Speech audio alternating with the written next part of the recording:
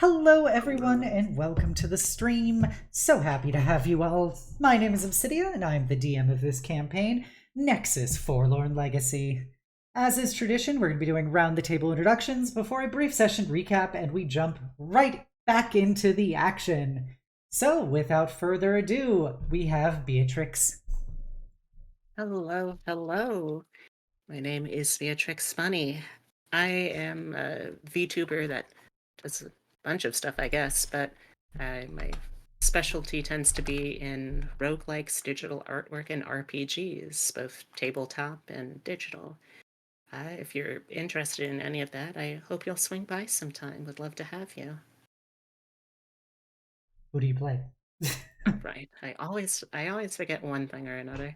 I'm tonight going to be playing Feng-chen. I am a hobgoblin artificer of Clan Wong, and your future benevolent overlord. Thank you, B. Next up, we got Meris.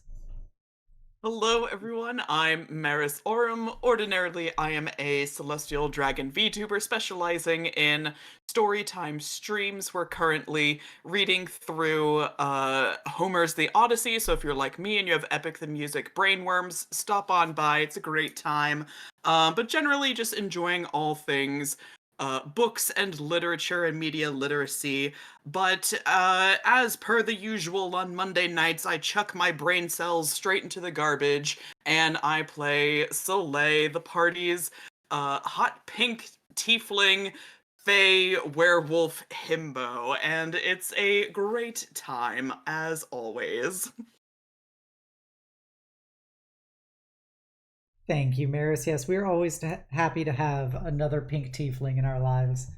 Always. Bringing the total Meris pink tiefling count in my campaigns up to 3. You can pry my pink tieflings from my cold, dead hands. Really the Belmonts of my campaigns. Thank you, Meris. Next up, we got Sif. Hi, it's me, Sif underscore VTuber. I'm a living suit of armor. I do art. I play games. I'm going to be opening up commissions soon if you'd like emotes, animations, or nicer pieces. But yeah, hi, ahoy, Scarth.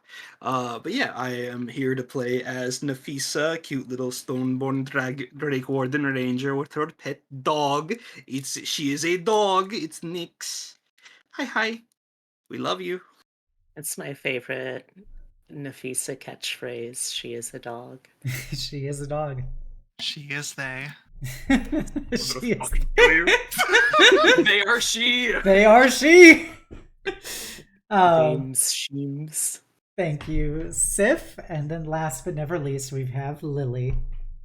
Hello. My name is Lily. I am a just little amateur artist, D&D person. I guess as an announcement, I finally officially started my own campaign, which just posted the first episode today, which is very exciting. Mistwalker Spectrum of Eternity, featuring a lot of lovely players that we have here tonight, such as Meris and Sif. Just excited to be doing that stuff. But as for tonight, I am playing the little sheepy girl, Aurora. She is a scribe's wizard, but she is kind of stupid in the wisdom kind of way, which, it comes through. She's stupid and not the intelligence-based way. Yes. Instead, she is very smart. She just doesn't understand things. Yeah. But yes, go check out Lily's new campaign. She just posted the first episode on YouTube. Very fun. Involves several of the wonderful people here. I think at this point we are all running a campaign in some way, shape, or form. We are. I finally got us there. Lily finally completed the circle. But yes, I am always happy to have these wonderful people here. Previously on Nexus Forlorn Legacy, after they returned from their heist and reporting back into the Dragon Moms, the party enjoyed a brief respite as they got to spend the night in the Great Draconic Manor, where they were each visited by strange, some benevolent, others more malicious dreams. Aurora worked through her trauma at the sheer level of death she saw around her, caused by none other than Soleil. Soleil got to meet up with his grandmother again, who gave him some very cryptic messaging about one of her other evil patrons for him to hunt down. Feng-chen had to deal with the intrusive thoughts as their ancestors proceeded to talk about why they were a disgrace to the family. And then finally, Nafisa was given a strange dream of the world turning to blue stone with only a single creature, single being left untransformed in it with glowing eyes. And with that, they awoke and went about their respective, post-snoozing activities, post-breakfast. Soleil got naked around a bunch of kobolds in the laundry room before doing some sewing on his attire. Aurora and Feng-chen proceeded to info dump each other. Nafisa went to go talk to Lady Stella, the older of the two dragon moms, about how she should discuss all of her trauma with the death of her previous soulmate with her son, and that it was akin to what Nafisa's dad experienced with her mom, and Nafisa wished that he had told her more, but he did not, and so he was recommending that she do different. But the dragon mom said she'd take it into consideration, but overall she wants to protect Lunas from the tragedies of the past and allow him to keep his positive, optimistic nature in the present. Then everyone was called in to Zelik's office, where they were given their next job, as well, or they were given their onboarding documents, their new employee orientation documents, as well as their Gia's Pact NDAs, and they established bank accounts for direct deposit before they were given their next task, which is that Zelik was informed by the Dragon Moms that there is an ancient weapon far to the east in a region of the continent, of the Western continent, known as the Sapphire Sea, a location that Nafisa had heard about in passing as she traveled across the Dragonlands to arrive in the UFAS eventually, but had never visited, where supposedly there is a enormous serpent with a singular, like, petrifying eye that lurks inside of the sea and kills anyone who comes into it. So there really hasn't been that much detailed reports about it. It's called the Sapphire Sea because it's very distinctive blue sand. However, it has been determined over the centuries that the sand is not Nexite, the magical crystal of the world that's used to power most modern conveniences. So nobody really has put that much effort between, well, we know this isn't oil, and we know that there's a thing here that will kill us if we go into it, so it's probably not really worth doing too much to explore it. However, there is an ancient weapon that is supposedly there that the Nexite Consortium, one of the world's preeminent megacorporations in charge of the refining of Nexite and distribution of it, is apparently flying in some large Zephyr ships over to it to get the weapon in their own hands for reasons that remain unknown to Zelik. And so she has been propositioned to have you guys go there and try and race to get it first. And the only reason this is possible is because she can be able to teleport you guys approximately near it. And so she gave you guys enough money to buy some, to basically get some normal supplies, because you will have to walk back to the Federation. And you were given a couple hours to go shop for various items to prep leading into it. And we will start off with a brief vignette about that starring Feng-chen. So here we go. So,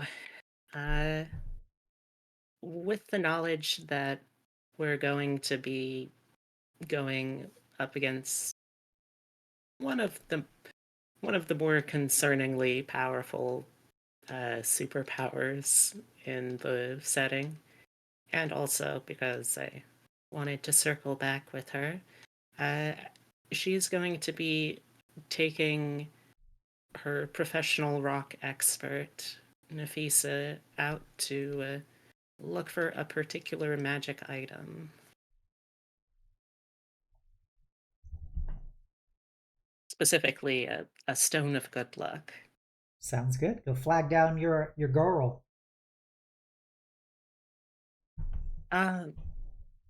Nafisa, do you have a moment?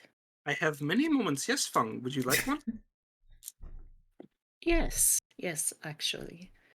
I was hoping that you could assist me in something. I need something of an expert's advising on stones, rocks, gems, what have you.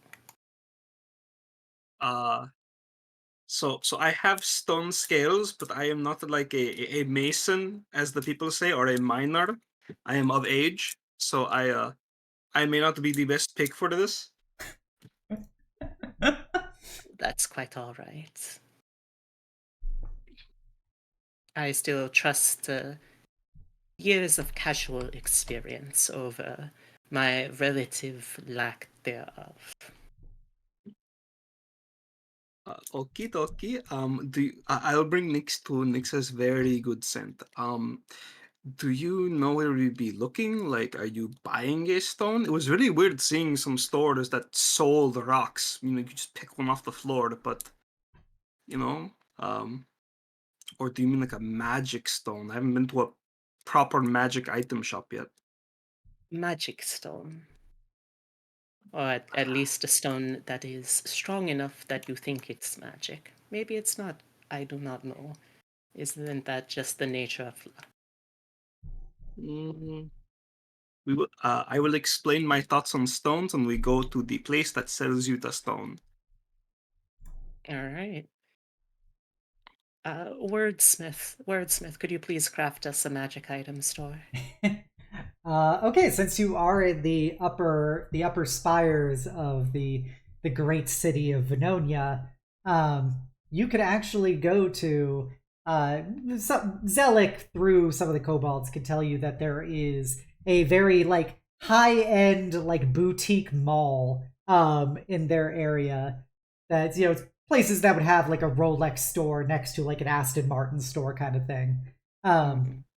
But they would likely have several distributors of various types of magical items, ranging from purely cosmetic to, defensive with, the ability to get offensive stuff with a brief waiting period unless you have the appropriate documentation. But yes, so you could go to into this boutique like mall area, which is all very nice. Plant life everywhere. You see more of those like mechanical birds, but they're much more designed for aesthetics rather than the more utilitarian like smog processors that exist in the lower spires of Vennonia. So you get like beautiful, like, macaw style, like mechanical birds, making like classical music emanating from speakers in their chests. And you see just various high-end nobles, going about various shopping, eating at little cafes. And as you go through it, you do find that there is a store that is called Antonio's, which is apparently it's more of like a mid-range arcane item distributor. So this is probably things up to about rarity. So these are much more like mass-produced magic items than what you would get for more of like a custom job or anything. But they sell them openly and with what is considered to be very affordable prices. So you come into Antonio's. I'm like imagining it's like those stores that have like there's like a little bin of like oh, it's a candy store, so there's like a bin of like duplicates of like a very cheap candy. Like there's just a bin of rocks or like a bin of like bells or whatever, like the more generic magical items. Yeah, like the common rarity magic items are, they're definitely set up in a way that's like, okay, I guess if, servants come in here and need things, they can get them. But, uncommon is really much more of, you'd have like kind of racks of them behind the counter. And then you see some rare items in like display pieces and stuff. Like you'll see like the hilt of like a sunblade, or like a cloak of protection like hanging off of something, or is it ring of protection hanging or like on a little fake little finger thing like you see at jewelry shops. And Antonio is a trying to think of what it's called. He is a we'll go with he is a gnome. He is a summer court rock gnome, so he's got the little bright green eyes. His hair is slicked back. It's a very much a like hunter green color with a streak of gray going through it. He is currently just reading a newspaper behind the counter. As he sees you come in, he puts it away and he'll step out from behind the counter and sees both of you guys and your strange doggo next to you, Nafisa. Mm-hmm. And he goes, how can I be of service? Excuse me, my good man. I am in want of a particular item. Do you, by any chance, have stones of luck in stock? Oh, of course, of course. We carry a fairly extensive collection of them, depending on what kind of gem presentation you want for them. I can arrange you. We've got a amethyst, we've got a ruby, a sapphire, emerald. They've each been enchanted by our artisanal arcanists at our central production facility, and I can certify their quality if you're interested. Certainly, that sounds wonderful. Do lead the way. Excellent. And it takes you over to the counter where you see that like behind the counter there's like a set of gems. You see ion stones, you see the luck stones, and various other seemingly like gem-based stones. I don't remember the rarity of like elemental gems and stuff, but those would probably be there too if they were rare or less. And so he picks up a little display thing of it's got basically all the core gem colors. You got your diamond, your sapphire, your ruby, your amethyst, and your emerald. And he will put it down in front of you. They're each inside of like a little velvet kind of display pillow, and says, "These are our current selection of stones of good luck. If you're particularly discerning, we could have one custom built of a different gem type, but I assume that you are more likely interested in something in the immediate time frame." As he looks at you and Nafisa, both like very kind of like adventure looking rather than like noble types. Yes, I would certainly appreciate the promptness.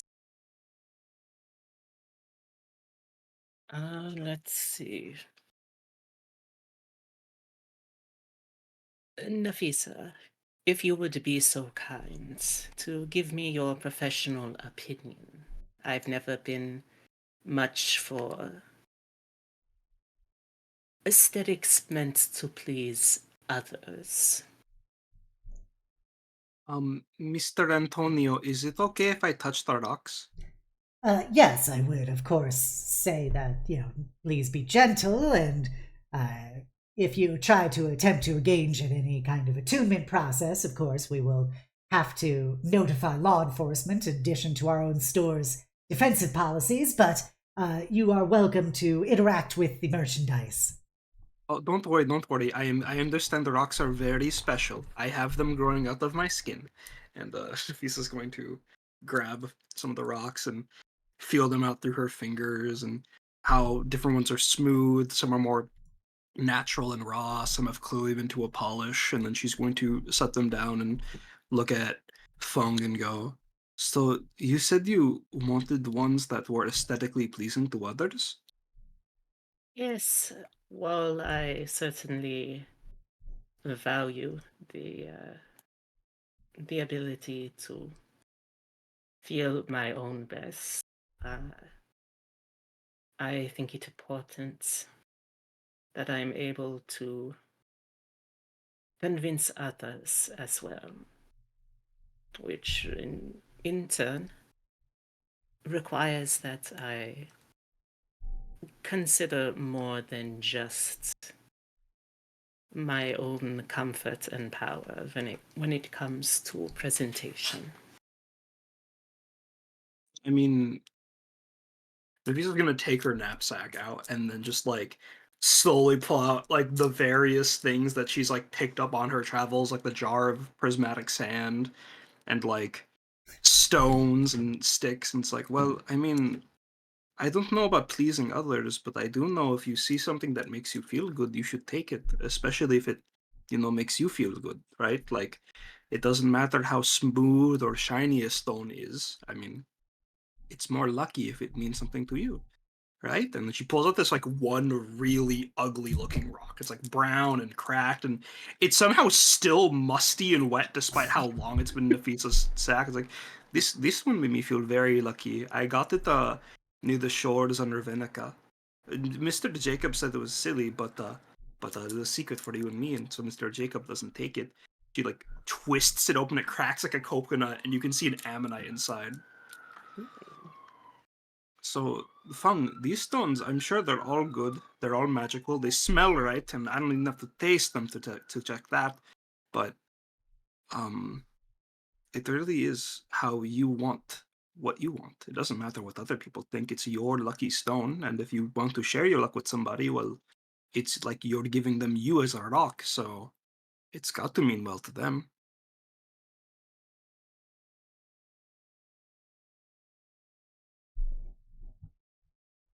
As always, you never seem to disappoint in your insightfulness.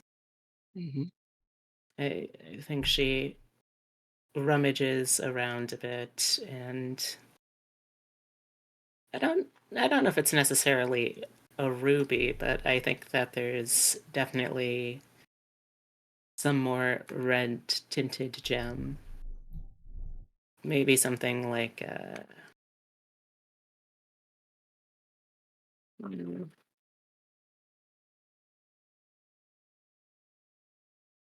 maybe something in a bloodstone family. Okay. And I think we'll go with that. Okay. Yes, my good man, I think we have something here.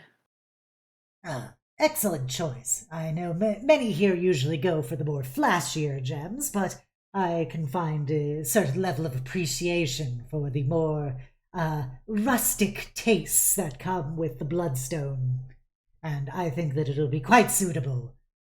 Would you like it wrapped in some way? Oh, that won't be too necessary. I already have some pictures in mind for it. Excellent choice, ma'am. If I recall, that is 500 gold? Yep, already Yep. subtracted. Gosh. Yep, you put down 500. Oh, good. You put down 5 100 credit bills, and he takes them and puts them into his cash register, which has got some little runic symbols on it. So, He goes, would you like anything else, madam, or perhaps your expert that you brought with you? As he looks up at Nafisa. Oh, no, I just came to look at the rocks, but I will keep you in mind if I need to go shopping again. I mean, I have some money, but I think you should save it up for something more fancy. She like looks in the back, and there's like some shining in like the back halls or whatever. Audible shining. Oh yeah, the twinkling effect. Yep. All right then. Well, if you ever require magical item services in the future, please come by Antonio's. Thank you, Mr. Antonio. Yeah, he will give you all a very little polite, somewhat bow, and you have your stone of good luck. All right. All right. And now I know that several other people bought things, but don't necessarily need a shopping sequence over it. So please let me know, is there anything final you would like to do before you arrive back with Zelik to get teleported?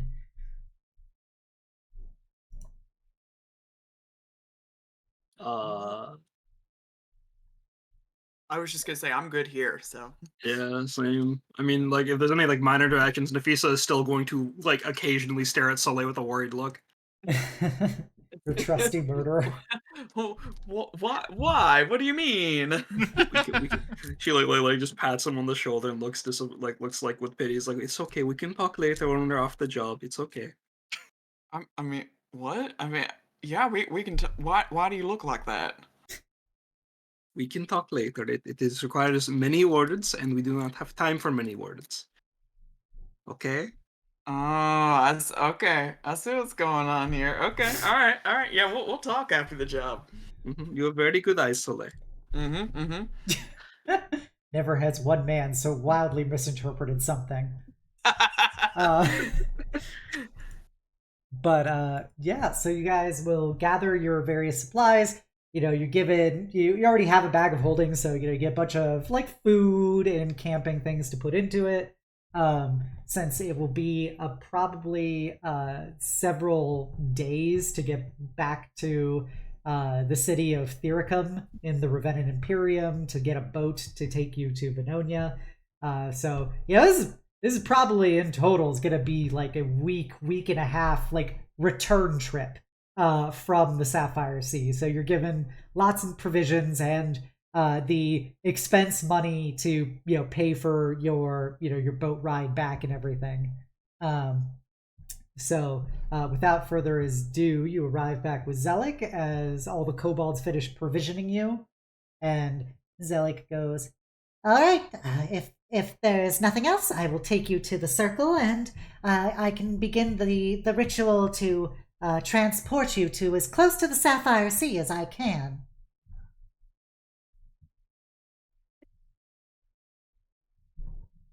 Mighty kind of you. It's very appreciated. Of course. Splendid as ever.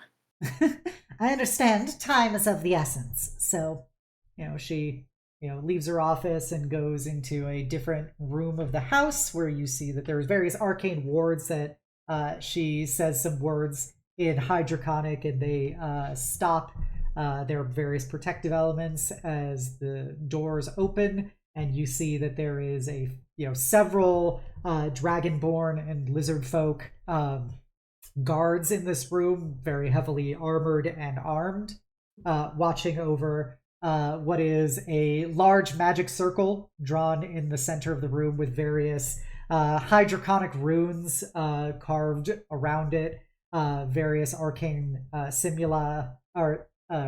arcane symbols and formula.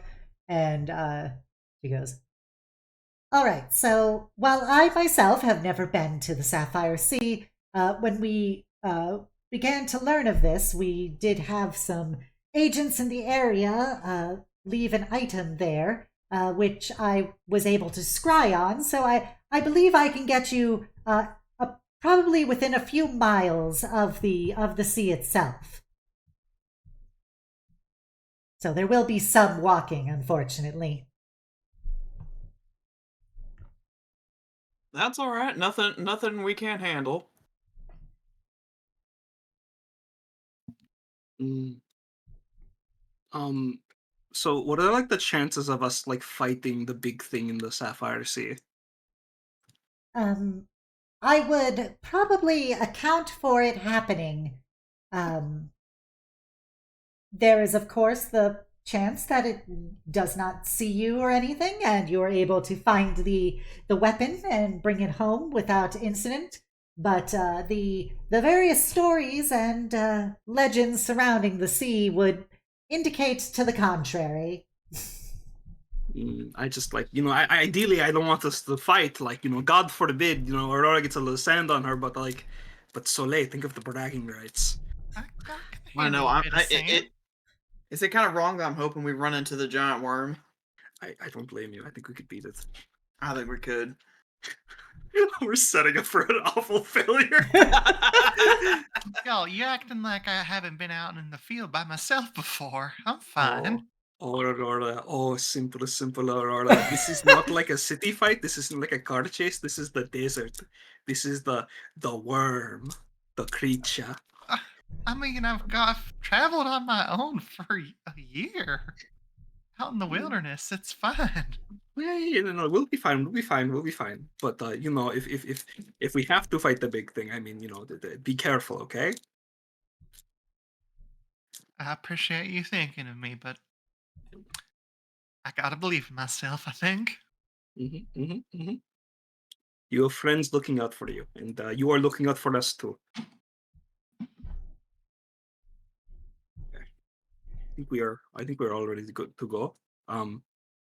We all good? Feng, you have your shiny rock? I certainly do.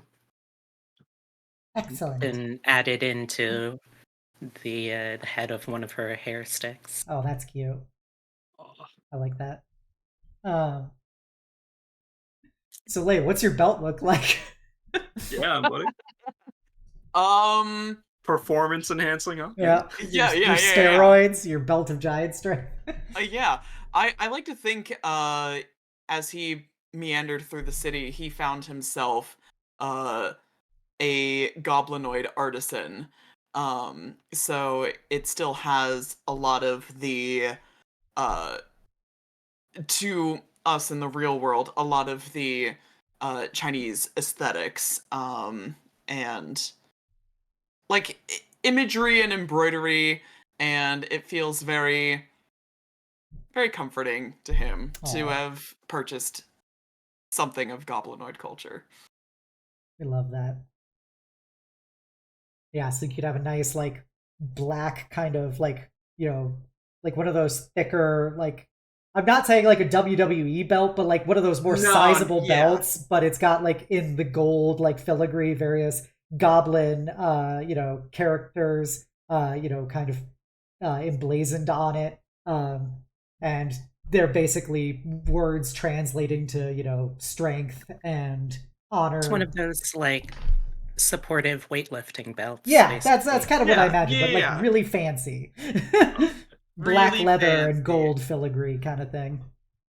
And so Zelik will go, all right, so please move into the center of the circle and I will begin the ritual. And best of luck, and I hope to see you when you're done. And she starts chanting in Hydroconic as you see various like purple and like silver like runic characters magically begin appearing around the circle as you feel the energy arcing over your skin, and you get this sense of like slight weightlessness as your hair begins to like float in the space before you feel like the ritual reach its climax, and you have the sudden sensation of like somebody getting like sucked through a tube as you feel that immediate pressure pulling you as the circle space disappears around you. Your stomach's kind of launch back into your back into your chest for a moment as you have to deal with me rolling percentage dice and seeing what happens. Oh boy. All right. Into a wall we go. So, Percentage dice. yep. So I need everybody to please make dexterity saving throws.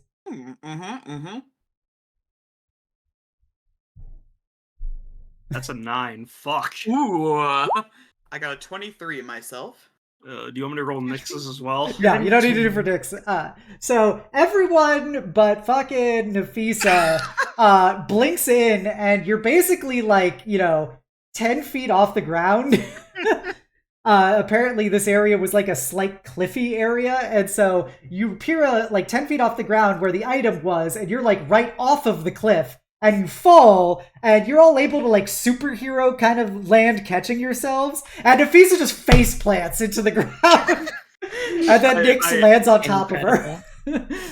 I know we're in a desert, but just Nafisa like fucking Looney Tunes style leaving a hole in the ground. You guys are actually not currently in a desert. She couldn't get you into the Sapphire Sea itself, so you're actually in an area of land that Nafisa may not know the specifics of where this is, but she knows the relative biome of it, where this is definitely like the Dragonlands once you've left the Painted Desert. So it's like grasslands and stuff, rather than the various multicolored sands of the Painted Desert. So you are on some nice grass. Perhaps it broke your fall. But yeah, you find yourself on the other side of the continent suddenly. Nafisa's gonna crawl out of her hole and spit out some dirt. You good there? Yeah, it's normal, No, Anyway. you usually eat sand? I mean, like when you get teleported, have you been teleported before? That's how I got to this plane. Well, maybe you got lucky. Maybe normally you eat dirt.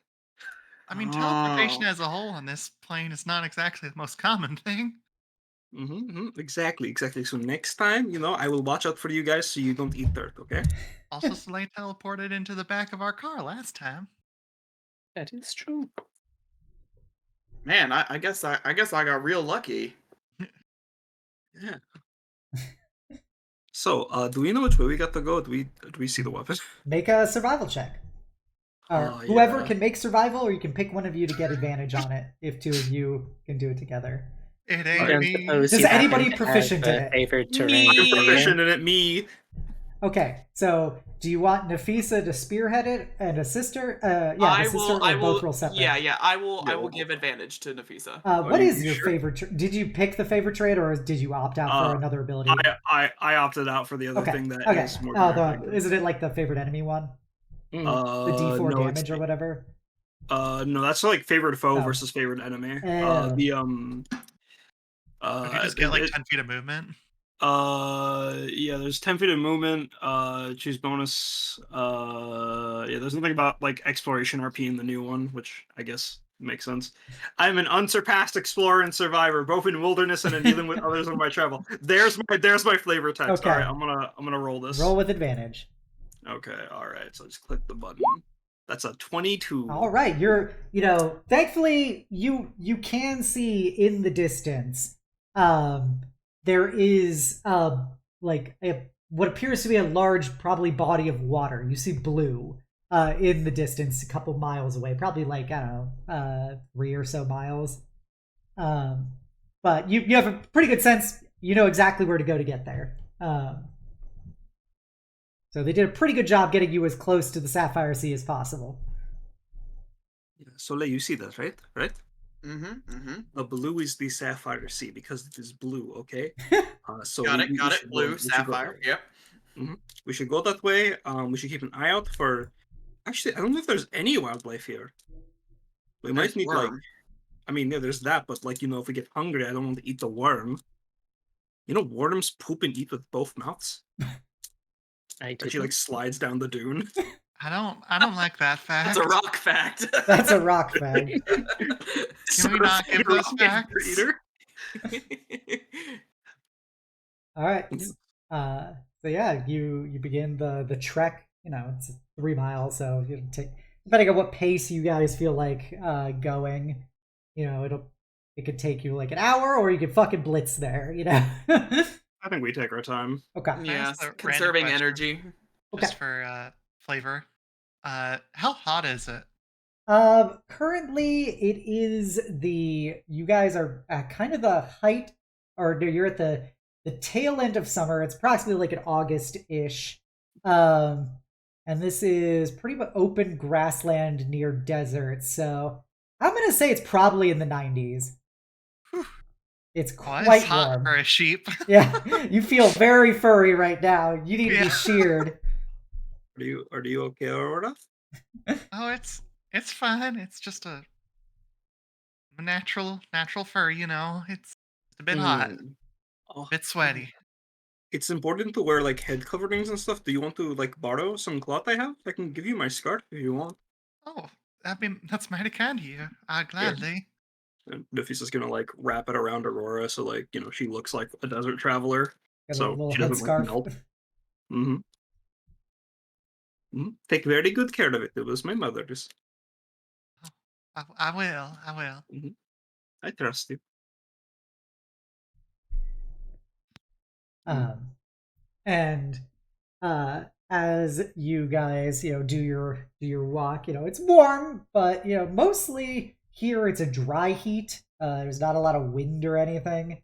um so it feels, if it wasn't for the fact that you came from a very like urban environment on the other side of the continent that was probably much cooler by comparison, it would probably be much easier to acclimate to this. But it's a bit of a sharp surprise to get such a heated environment after not dealing with that. But the walk, you don't have to make any checks or anything for it. Um, Take you about an hour. You don't see any real any real animal life around your path as you get closer to the Sapphire Sea itself. Um, Once you arrive, within tactical movement distance of the sea, you see that it is kind of a slight basin that is just this blue sand that kind of stretches into the horizon. Because for those of you who went to college or anything and seen it like a map of the world, you know that the Sapphire Sea is a fairly large geographical body in the Dragonlands. Um, so once you get to it, you're kind of just seeing blue for the infinite distance around you. But you do see what appears to be some like weather worn and overgrown pieces of equipment, from various ages. Some of the stuff is probably like, you might see like a tent pole, from maybe 30 years ago, but you also might see like, the shredded, like just time worn bedroll from like a century ago. And they're all just kind of arranged around the edge of this space as if many things were left abandoned here for extended periods of time, and no one has come to retrieve them.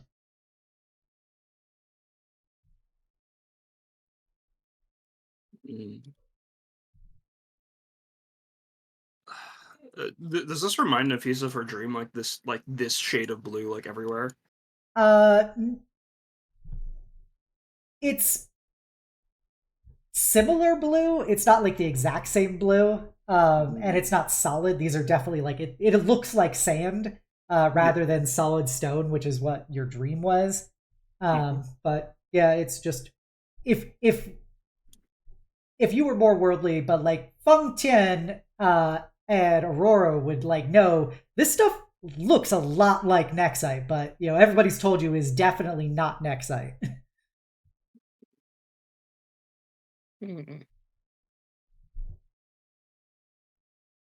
Hmm. I think how are you all feeling? Because we're in the blue part now, so this is the part where you have to worry about the she like does some worm motions. I don't think you gotta be subtle about it. What if it hears us? Well, it can hear us talking too. I know, but like if I don't say its name, it doesn't know I'm talking about it. It can't be that smart. I Do think you that's more know points to of them figuring it out off of that. do you know of how they hunt? Is it by sight, smell, sound? I I don't think I mean, like, off the top of my head from, like, all the lore that's been dropped about it, there's, like, not that much info on the thing outside of the fact that it, you know, kills whatever shows up. Yeah, it's supposedly it is a large serpent with a singular petrifying eye, but nobody's lived really to get any more information about it, so nobody knows like what it eats or anything. Probably people, if it's killed enough of them. Yeah, it's got to eat something. There's no organic life here outside of that except for the spice and the sand. We should be careful and try to stick closer to some of their wreckages. Okay. Well, the wreckages are mostly on the outside of it. There is the actual sand itself is just clear sand. Oh, okay. So almost like oddly clear. Like it's very uniform. Is there any sort of like arcane energy coming off of this? Or are you gonna cast detect magic? Worm detected. Worm detected. I don't know. Make an Arcana check. If you're not casting detect magic, make an Arcana check to get a vibe check. Like, do we have 10 minutes? I've got it prepared. I can do If you want, it's your time frame is somebody's flying from the Federation, so like it's still they have to fly across a continent. It should take them hours to get here. Yeah. If I had for that now, prepared, can I I could do it just in a second? For now, can I just like scoop up a little bit of sand into a little jar or vial or something to take a closer look at later? As you worm. As you go to grab it, you reach in and you pull up the sand and you have it in your hand. And in that moment, you look around you as the area of earth you guys were standing on begins to collapse under your feet. I need you guys to please make dexterity saving throws again. Failure, get wormed, got it.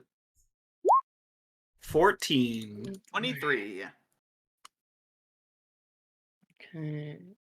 16. I'm rolling well. 12. Well, it's fitting then for Feng. So yeah, as you had it in your hand, you feel the earth just begin to... It's not like it's necessarily like a rockfall or anything happening beneath you or an earthquake.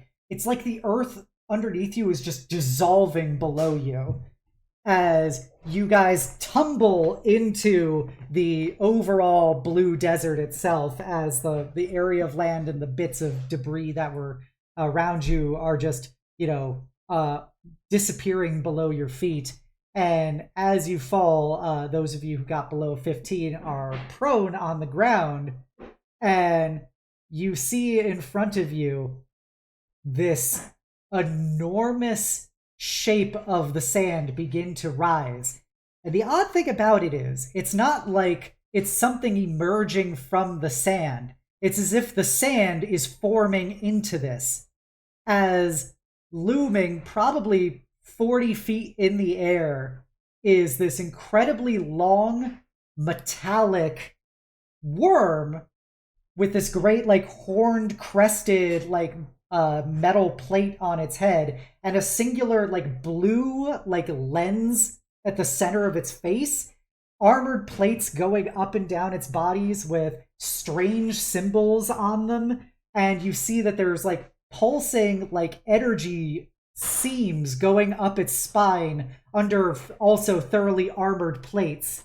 As you hear this, the best way to describe it, in my opinion, is, kind of the weird, droid language in Star Wars, where it's just weird sound effects. It's like that in an incredibly deep, broadcast, as this thing, looks at all of you below it. And I actually, they say a picture's worth 1,000 words. So as I jump over here, it's this picture. Worm. For everybody on chat, that is the Leviathan of the Sapphire Sea, done by the wonderful Calaheb for this stream. As yes, you see just all of these like blue and white metal plates going up, strange glowing symbols on it, and this large like focusing lens of an eye. And you see that it is not in fact an organic creature. This thing is a clearly artificial mechanical entity. And I need you guys to please. We're going to go over to the other map. And you get the rare luxury of you can place yourselves anywhere on the map as long as you are more than 30 feet away from the Leviathan. Cool. Hey, cool question. Yeah. Would there have been a chance to cast any spells in prep? Like if you have like a base like defensive thing like mage armor, you could have that up as just a matter of course if you knock off the slots. Would you be okay with Longstrider? What does Longstrider do? 10 movement speed feet. 10 feet for an hour. Okay. Let's mark off the slot. And then would 8 also be okay, or would that be too much? Which is 5 extra HP for everybody. Fine, you can do that too. Okay, thank you. So generous. I'll give you all the extra HP, and if you still won't take it, just take 5 extra HP. Lord knows Soleil fucking needs it. What do you mean? 5 more HP for you to lose! What do you mean as I cast Armor of Agathis on myself? It's 30 feet away? Yeah, you have to be at least 35 feet from it. So you have to be on... You basically, it's so you can move in, but it would take your full move to get into melee with it. And you said if you rolled under 15, you were prone? Yeah, you're prone at the start. Okay. I'm so glad that didn't include fall damage too. No, it's sand. I'm not gonna lie, I thought we were gonna get eaten by the worm. No. This thing doesn't actually have a mouth now that you see it, close up. Oh, wait, it doesn't poo. Let's go. Sorry. So once you guys are put yourselves on the map where you want, you can click your token and you can roll initiative. Oh boy. Ooh. I'm not rolling well today. That's what I roll a 20 on. Sure. Okay, fine. This is your chance. This is your rock. This is your moment. This is my moment in the sun. All.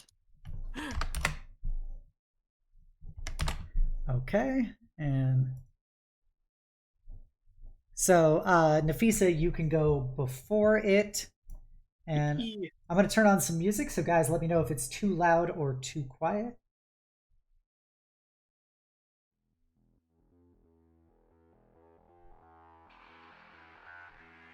Galahad. Okay. Feng, you go first. What do you want to do? Cool.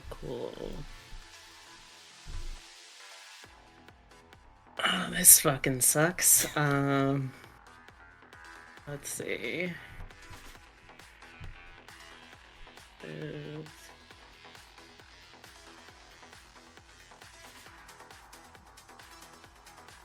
You know what? Sure. I can't imagine that this will end well, but I may as well try. By the way, Soleil, put yourself 30 feet away from it. Oh. Back to Feng-chen. Gosh. Sure, I'm gonna try this. I don't think it will work, but if it does, that would be a huge help right now. Okay. I am going to try and... Well, first I'm gonna get up.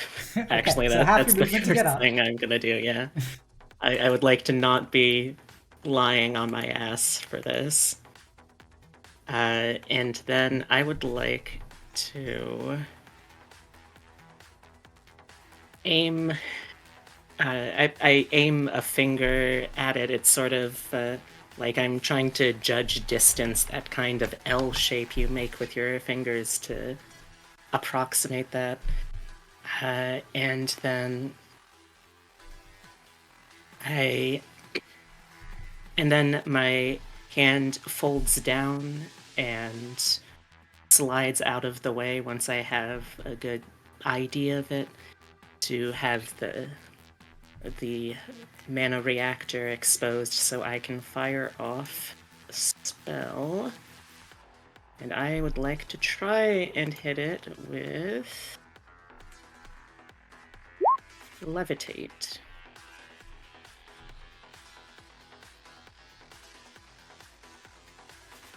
I assume that it is not willing, unfortunately. That is correct. It is not willing. Understandable. It's No, a that's Constitution saving throw. fair. Yeah, I have a feeling it will pass, but I figure, fuck, I may as well try, right? Yeah. 22. it passed. Oh, yeah. This thing is visibly 50 feet of worm. It is quite sturdy. A little bigger than 500 pounds. Oh yeah, definitely. Oh. Wow, yeah, I missed that part. Well. Well. Oh, speaking of which, I get to activate one of its special abilities now. Oh, cool. Hello. Feng, you Yeah. suffer from magical disjunction. Cool. You have to either use 2 spell slots of the same level or 1 spell slot of a higher level to cast a spell against it. That's so Okay. rude. Okay. Could be worse. That only takes me down from some options to none. Okay. Oh, sorry, JK, it has to damage you first. Oh, okay. Phew. I messing up my own rules. Oh boy. Let's see. Well, I don't have anything else I can do right now. So that's the end of my turn. Okay. The Leviathan. It activates its prepare for processing ability. It is going to make an attack. You see these, mechanical, metal tendrils rise out of the sand. Not like they're bursting out, like the sand is forming them as they try to wrap themselves around each of you. So they will attack you each with a +9 to hit. Heck.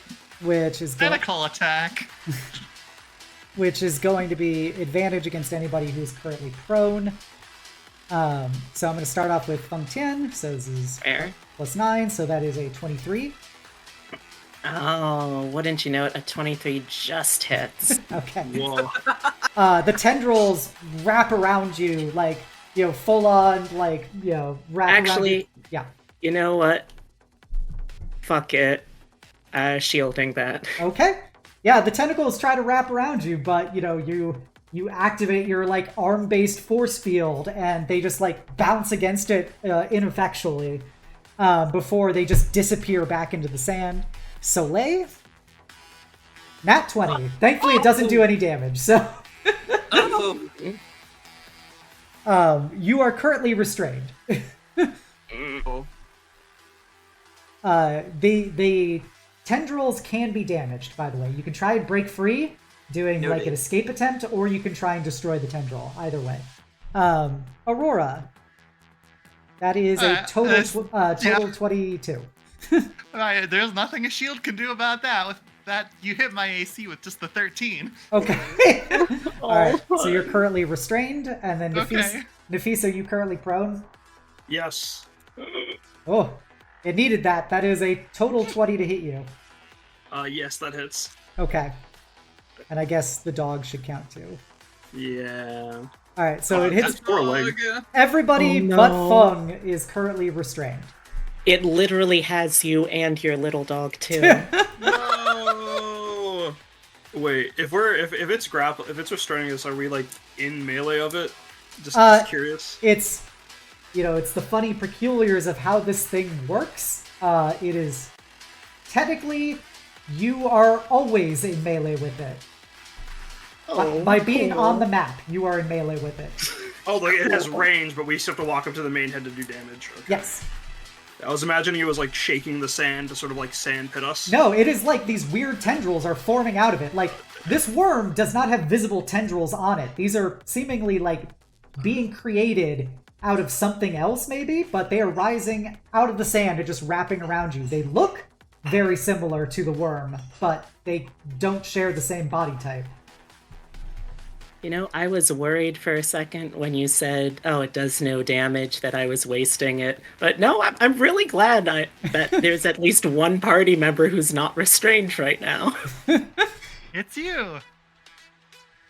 And it's you. So, can I, on my next turn, is it possible for me to like attack the tendrils to free my friends? Yeah, you can attack them. They have stats and Awesome. everything. Okay.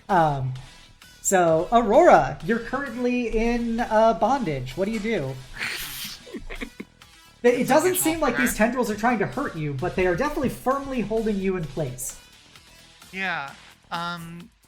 Always one of those lovely weird questions of when there's like sort of multiple parts to it. Yeah. Could I hit each individual tendril that is currently wrapped around people with slow? Or is it just one roll for the whole thing? I don't really feel like slowing the tendrils would be a good use. Okay. They I have was thinking stats to for the get them- purposes of being broken, but all they do is restrain you. Okay. They don't make attacks or anything. Yeah, I mean, I was also thinking to help people hit. Oh, yeah. That is an option if you just want to drop their AC. You could. I will say if you're just trying to drop their AC and stuff, you could do it for... You could treat each person as a different, like, tendril creature for the debuff. Okay.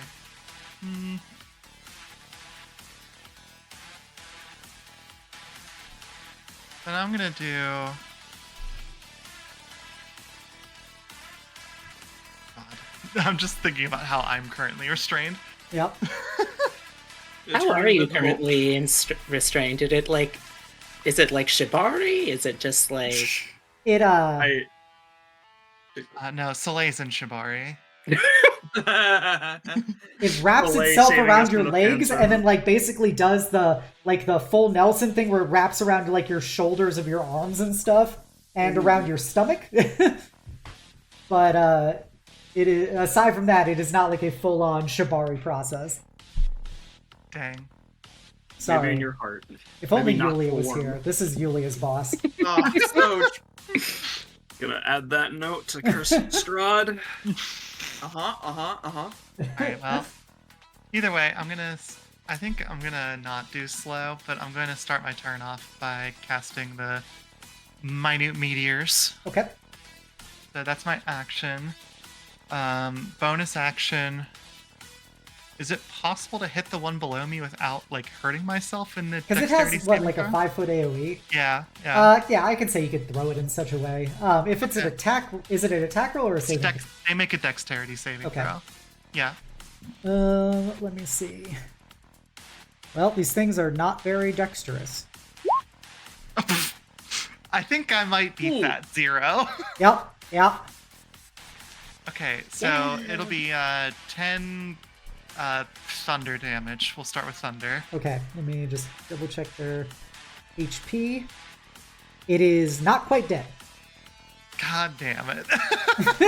Just that little bit left. You fucked it up. It has 5 hit points left. Then next one, I'll just throw it at the same one. Okay. Just to get myself out and Okay. not be restrained against this horrifying monstrosity. Just roll damage and I'll see if it's Yep. like even Okay. worthwhile for me to roll. I don't think it is, because that would be minimum 5. Yeah, it's dead. So you are Just no X, longer yeah. restrained. Yay! As you see the tendril just like when you hit it with the meteors, you see that the chunks of like armor plating and stuff on the tendril kind of just disintegrate, and when you finally detonate it, it just shatters into sand that then just drops back down onto the overall sand. What the hell? What is this thing? Anything else? Okay. That's attack, bonus action, and a bit of movement to move further away. Okay. Alright, it is now its second turn. It is going to activate its molecular thresher on Soleil. Rude. So Soleil, you are currently restrained, so it has advantage. Does a 19 hit you? Yes, ma'am. Take 27 force damage. As you've got those tendrils wrapping around you, and then you see, like, more tendrils, like, kind of, like, encase you, like, fully, and you look at yourself and you see your skin. It doesn't hurt. It's not like you're getting, like, cut into or anything, but your skin just starts disappearing. Muscle and skin, just as if it's being just torn apart at a degree so minor and so precise that you can't even feel it happening. You just see your skin peeling off of your flesh. You're degloving? But yeah, just muscle, skin, bone in some areas is just gone, as if it was never there. And it's also interesting because it's not like you don't bleed at all. It's like it's instantly cauterized. Your body is essentially being reshaped as if this thing never existed on you. That's gross. Excellent. Take 10 cold damage. Yeah. Also, by the way, take 10 cold damage. Take 10 cold damage. Okay, it takes its 10 cold damage. Okay. With that, it will not do its second molecular thresher attack this turn, because it's going to do something else. Soleil, you're currently restrained and being disassembled. Yeah, I don't like that. I don't like that. No one peels my own flesh off but me, and I'm gonna Hulk out, rip off the rest of my flesh, and have my dog. And I'm just gonna start tearing into the tentacle that's still wrapped around me. Yes. Okay. So is that bonus action to transform? That is indeed. So bonus action, transform to my werewolf form, and I'm gonna try and claw into this thing. Okay. You have disadvantage because you're restrained. Oh, dang it! That was a nat 20 I know, on the waist. An 11 does miss. How about a 24? Yes, the 24 very much hits. Cool. That's 11 slashing damage. Okay. Oh wait, I did not give it AC. I'm gonna actually say it has an AC of 10, so roll damage on your second one. That's another 11. You are no longer restrained, as you have the very unsatisfying thing of you tear your tendrils apart and they just disappear into sand around you. There's no flesh, there's no like satisfying part of it. It's just they basically just disintegrate under your claws. So, did you regrow an arm when you hulked out? They didn't lose an arm, it's just peeling the skin off. Yeah, my skin just fell It's off. the visual effect for how this does its force damage. Yeah, but like, I already have to tear off my skin to be a werewolf, Yep, so it's that cool, is true. Cool. Do you wish to move at all? I feel like it's a really bad idea to get right up in its business. No balls.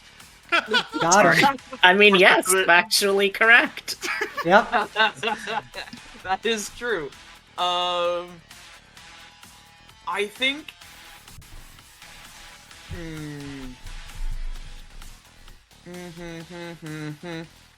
I think he's gonna maneuver a little closer to Aurora. And that'll be my turn. Okay. Nafisa. Okay, so I'm restrained and... Yes, you and your doggo are prone. currently restrained. Alright, I'm going to use my bonus action to command Nyx to bite the one that's grappling her. Okay. She has disadvantage, Uh-huh. but they only have AC 10. Well, she definitely hits. Okay. That's 10 piercing damage. Okay, it's still alive, but almost dead. Okay, Nafisa's going to use her first attack on the one grappling Nyx at the moment. Okay. Here we go. That's a 11. Yep. It's 13 slashing. It's gone. Alright. I'm going to tell Nyx to get near Soleil. Or to like be between Soleil and myself. And then I'm going to use my second attack on the one that's grappling me. It's a natural 20. Oh, that's 27. It's a 27. You hit. Yeah, it's one. You hit. Oh, so many So missed 10 creds. damage. It's still up. Yep. All right. That's my turn, DM. Okay. Do you have that like extra lightning ability? Oh yeah. On reaction to getting hit. Yeah. Wait, my dog can do that. Whoops, daisy. Thank you for reminding me. Yep. 1d6 more lightning damage. Yep. That's one more if lightning it was 5, damage. you would have broken free. Yeah, So that thing is It's a little almost zap. gone. Mhm. Alright, Okay. That's us. Okay. At the bottom of the round. Let me go here. The worm, you see that the worm's, the metal plates on its back begin to lift one by one as you see that energy, like, stream that's very, like, obviously glowing, flowing up its spine. You see that begin to, like, blaze, and it gives you a very Godzilla-like effect as his spines, start lighting up as each plate lifts and lifts and lifts to allow the release of energy as this blue magic energy goes up into the central lens as you see this enormous beam, this, like, blue laser comes out and starts raking across the sand at you guys. It is a 60-foot cone. Oh boy. Guys, we're cooked. We're cooked. Literally the opening to Final No! Fantasy 14. It could get you guys. Remember us, Feng. Please, please make You say that dexterity like I would saving not be throws. next. Do I automatically fail? No, you have disadvantage. Okay. Odd. 12. Does my dog make one? Yeah. Yeah. That is a 20 on Nyx. Okay, so Nick succeeds. I imagine Nyx is the only one that succeeds. All of you failed except Nyx. Alright. Run, the Nyx, ground. run! She'll be fine. You get hit by the disassembling gaze. I don't like that. It's not actually supposed to be an attack roll, but... Well, Roll the damage. 25 force damage to everyone who failed, half damage to the doggo who succeeded. Got it. Oh god. Oh boy. As much like with Soleil's body, you guys experience this as this beam hits you, just skin, muscle, bone, clothing just immediately is eliminated from your body wherever the beam touches. I'm feeling that Satyr nerf, baby. Goofy. They changed- Hey guys, how do you feel about me making wisdom saving throws? Just asking for a friend. Yeah. RP, it's good RP! Buddy. Oh no. Alright, that is the end of its action, so we start back up at Feng. Cool. So Feng, you just see this thing just turn its titanic eye at all of your friends who grouped up perfectly for its cone. And it kind of rocks back with the force of this beam of energy as it just rakes across the map through them. It starts off at Soleil through Aurora to Nyx to Nafisa, before the energy dissipates and the plates on its back go back into place. Okay. Well, I think there's like the split second thought of, this is what I get for making friends. Well, I really don't like how everyone is looking. Can I do a insight check, because this feels like the second time I've seen Soleil very close to like something. I don't know what yet in character, but it feels very bad, and I want to get a read of like how bad would it be on top of Worm for this thing to happen from. Don't worry about it. Don't worry about it. Nothing to Thanks, worry Soleil. about. Oh, your nose is looking very big, Soleil. And so are your eyes and ears. Soleil is like salivating, like just Just dripping out of his fucking giant skull Yeah. face. yeah. Okay, so Feng, what do you want to do? Okay, I love metaphorically feral men. I don't think this is going to help if you go feral though, so let's start hustling. Let's go 1, 2, 3, 4, 5, 6. And normally I would triage this to go with the most damaged first, and I think that's you anyway. Yeah. But this is especially just because, hey, I think triage kind of has to prioritize the person who could potentially murder everyone else in triage. So let's reach out with the same exposed arm core, and let's try for some good vibrations with cure wounds on you. It's minimum, of course. Why would it be anything higher than 5 HP? You can heal 5 HP, Soleil. Does that at least put you above the threshold? It puts me right at it. So I'll say that you, if you're at it, then you probably don't go berserk. Yep, correct. That's good. Because I have to be below half. Yep. So. So Okay, that's good. what is a So you what is see, like, a Feng cure wounds, by the way? So her magic is based around vibrations and sound and harmonics and that, so I think this is like finding the right frequency that excites the cells of someone's body. It promotes accelerated growth beyond what would be feasibly possible. Gotcha. Just so, to like. So the skin on Soleil is growing fast enough to overcome the parts that are beginning to get disintegrated away by the creatures disassembling. Exactly. All right. Soleil, you said you wanted to do something? Oh, I was just gonna add some flavor text, like his like heavy breathing starts to mellow out a little bit.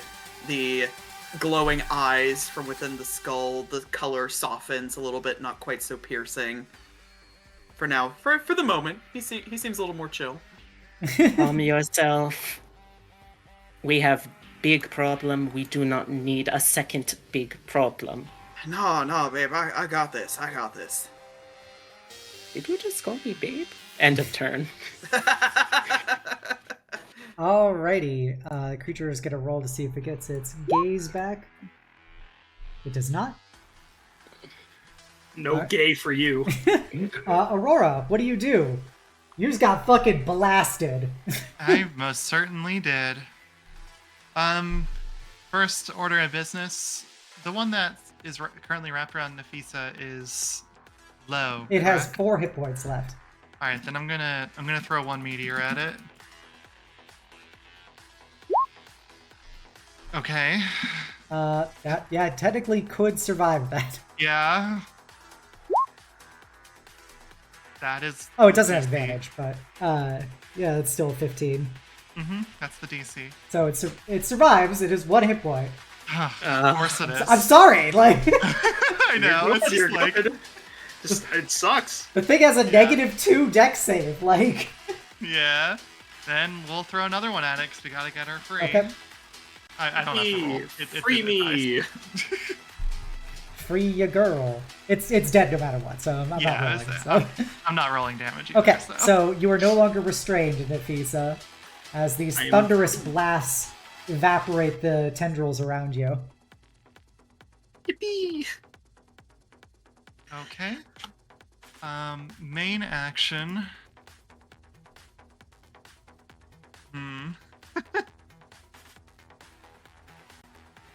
I am already so low from one hit. Probably anything that hits me would knock me out. So, and okay. I'm gonna do a little self-preservation then. And I'm gonna forgo the damage on it, and I'm gonna just cast Wither and Bloom on myself. Remember that since you were damaged by it, you do have to use a second spell slot or 1 higher spell slot to cast it. Okay. Until the end of your turn, so. Right. Okay. As you just feel the magical energy that you try to project is like it's getting consumed and processed in turn. Okay.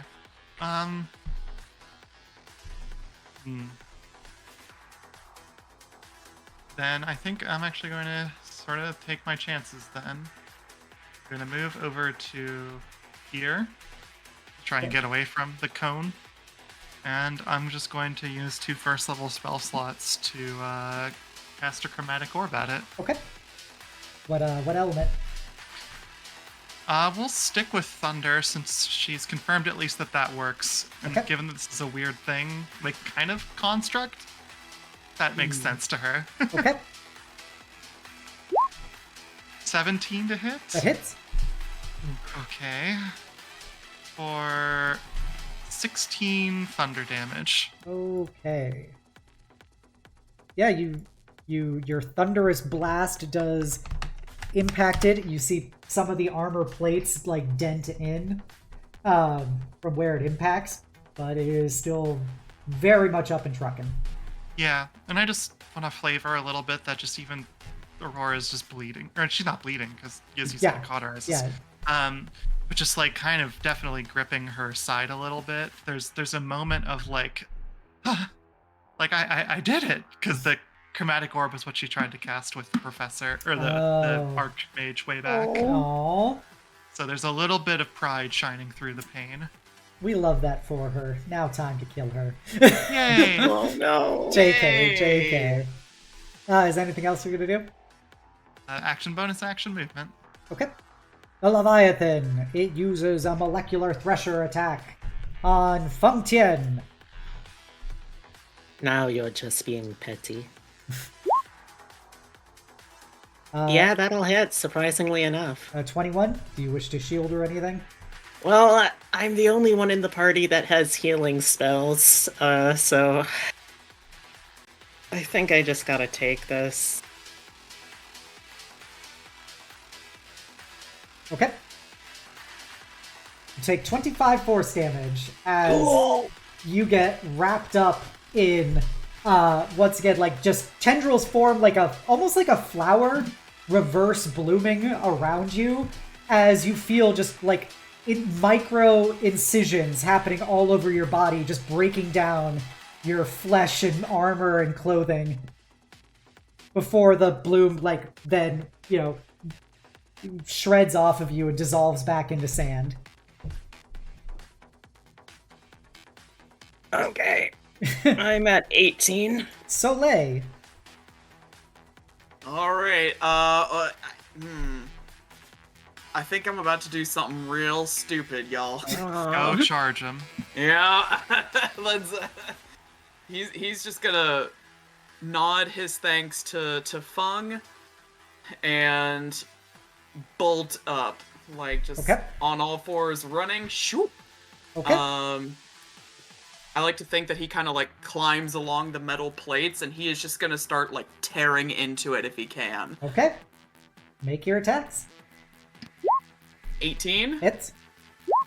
10 slashing. Hit. 10. I don't think that hits. Do your claws currently count as magical?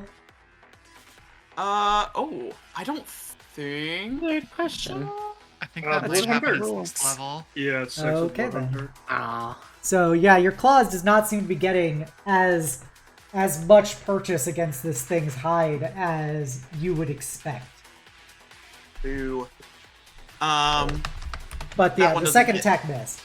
Okay. Because you rolled a 10. I will. I'm gonna bonus action to attack again. Okay. 27. Yeah, you hit. Cool. Another 12. Okay. Presumably 6. Okay. It's taking it.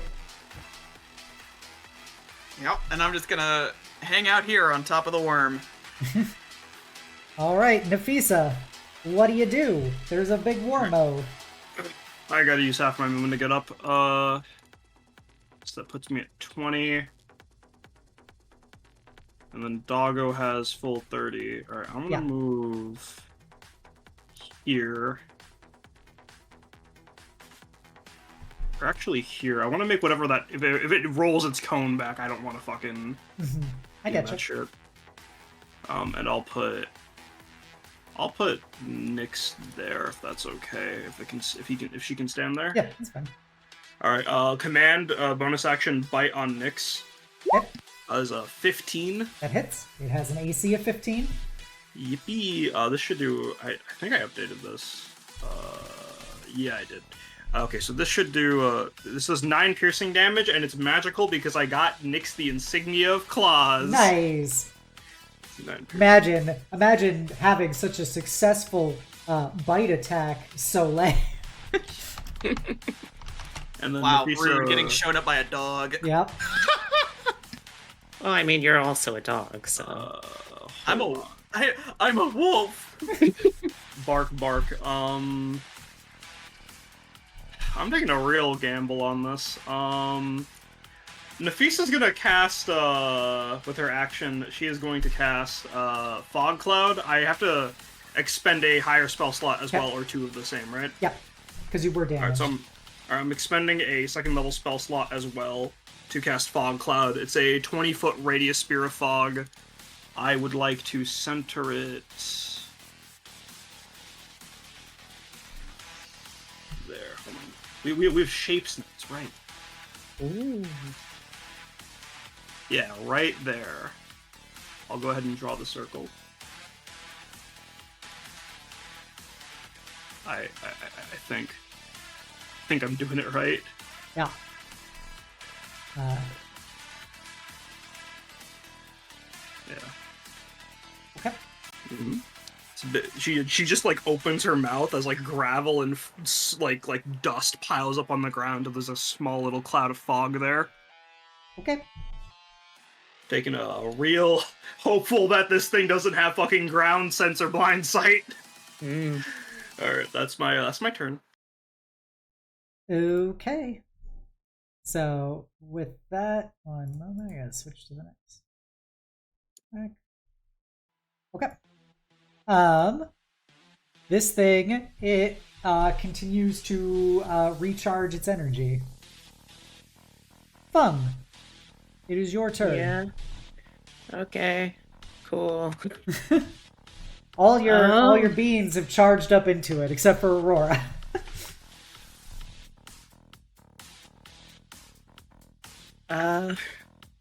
Aurora, how injured are you? Oh, next hit might kill me. Okay. I can take care of myself, I think. Are you certain? If it doesn't kill me in the next 2 seconds, yeah. Oh gosh. Alright, let's see. Let's see. Okay, 20.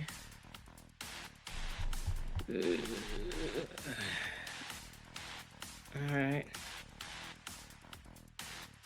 If you are certain, I will trust you. And I would like to... I'd like to dash. I would like to go 1, 2, 3, 4, 5, 6, 7, 8, 9. 9. Yeah, 9. Okay. And that's all I can do. Okay. So you just blitz it up with the boys? Yeah, I mean, being heavily obscured is better than nothing. Only we lived in a world where this thing didn't have blindsight and tremor sense. Uh-huh. It was worth a shot. That is how it found us, to be fair. Yeah. Oh, also important question. Yes. Do I still have the sand in the jar? No, you lost it. You were pulling it out of the ground when everything dissolved around you. It's like the act of trying to separate it from the rest of the desert was what triggered this thing on you. So, it is, alas, if you kill this thing, you can have all the sand in the world. Well, All right. in my defense, how could I have known that the silly little sand would be nanomachines? Nanomachines, son! Alright, this thing is going to roll to see if it gets back. It does not, so it doesn't get back its prepare for processing. So it holds fast this turn. Aurora, Okay. As she said, she's going to do her best to just kind of heal some of her wounds. She's just going to draw a quick circle of flowers below her, which is going to be Wither and Bloom.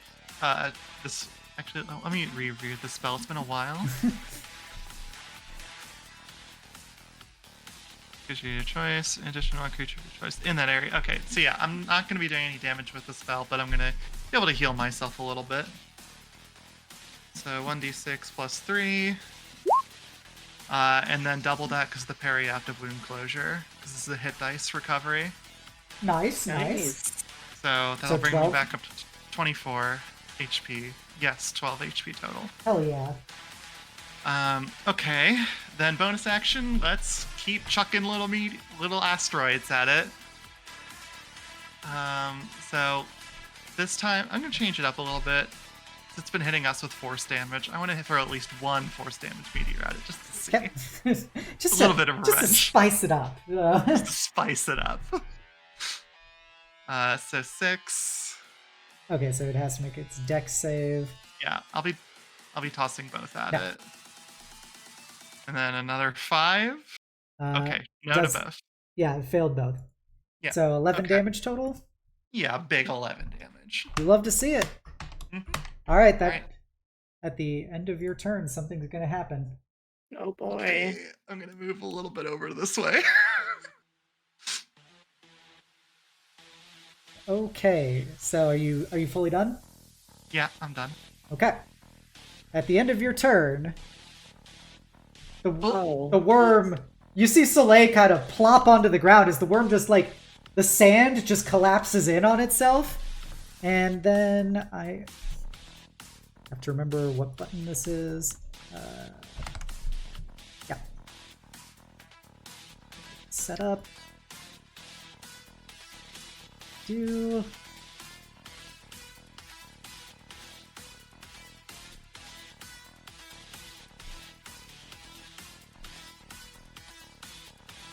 Wait a minute. That's illegal. All Wait right. a minute.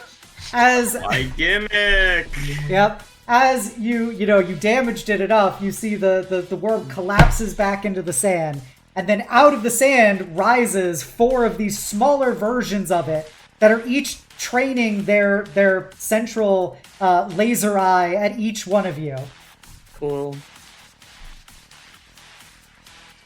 So I know it's disappeared off the initiative, but I can see it. It still functions in the same 2010 one thing.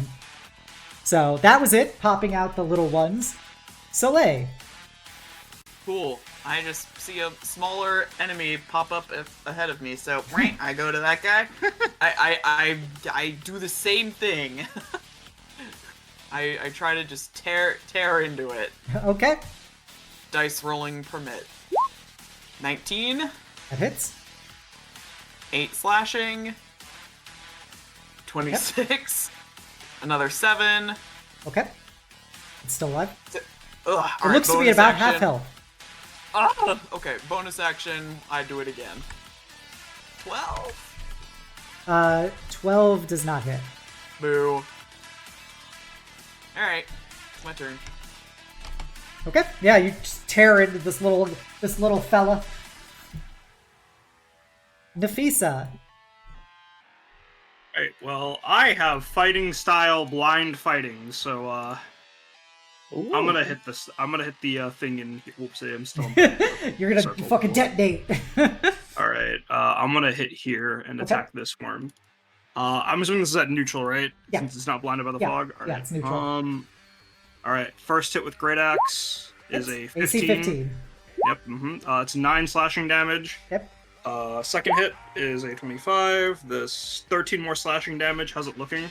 It's almost down. Could Nyx use the reaction on me?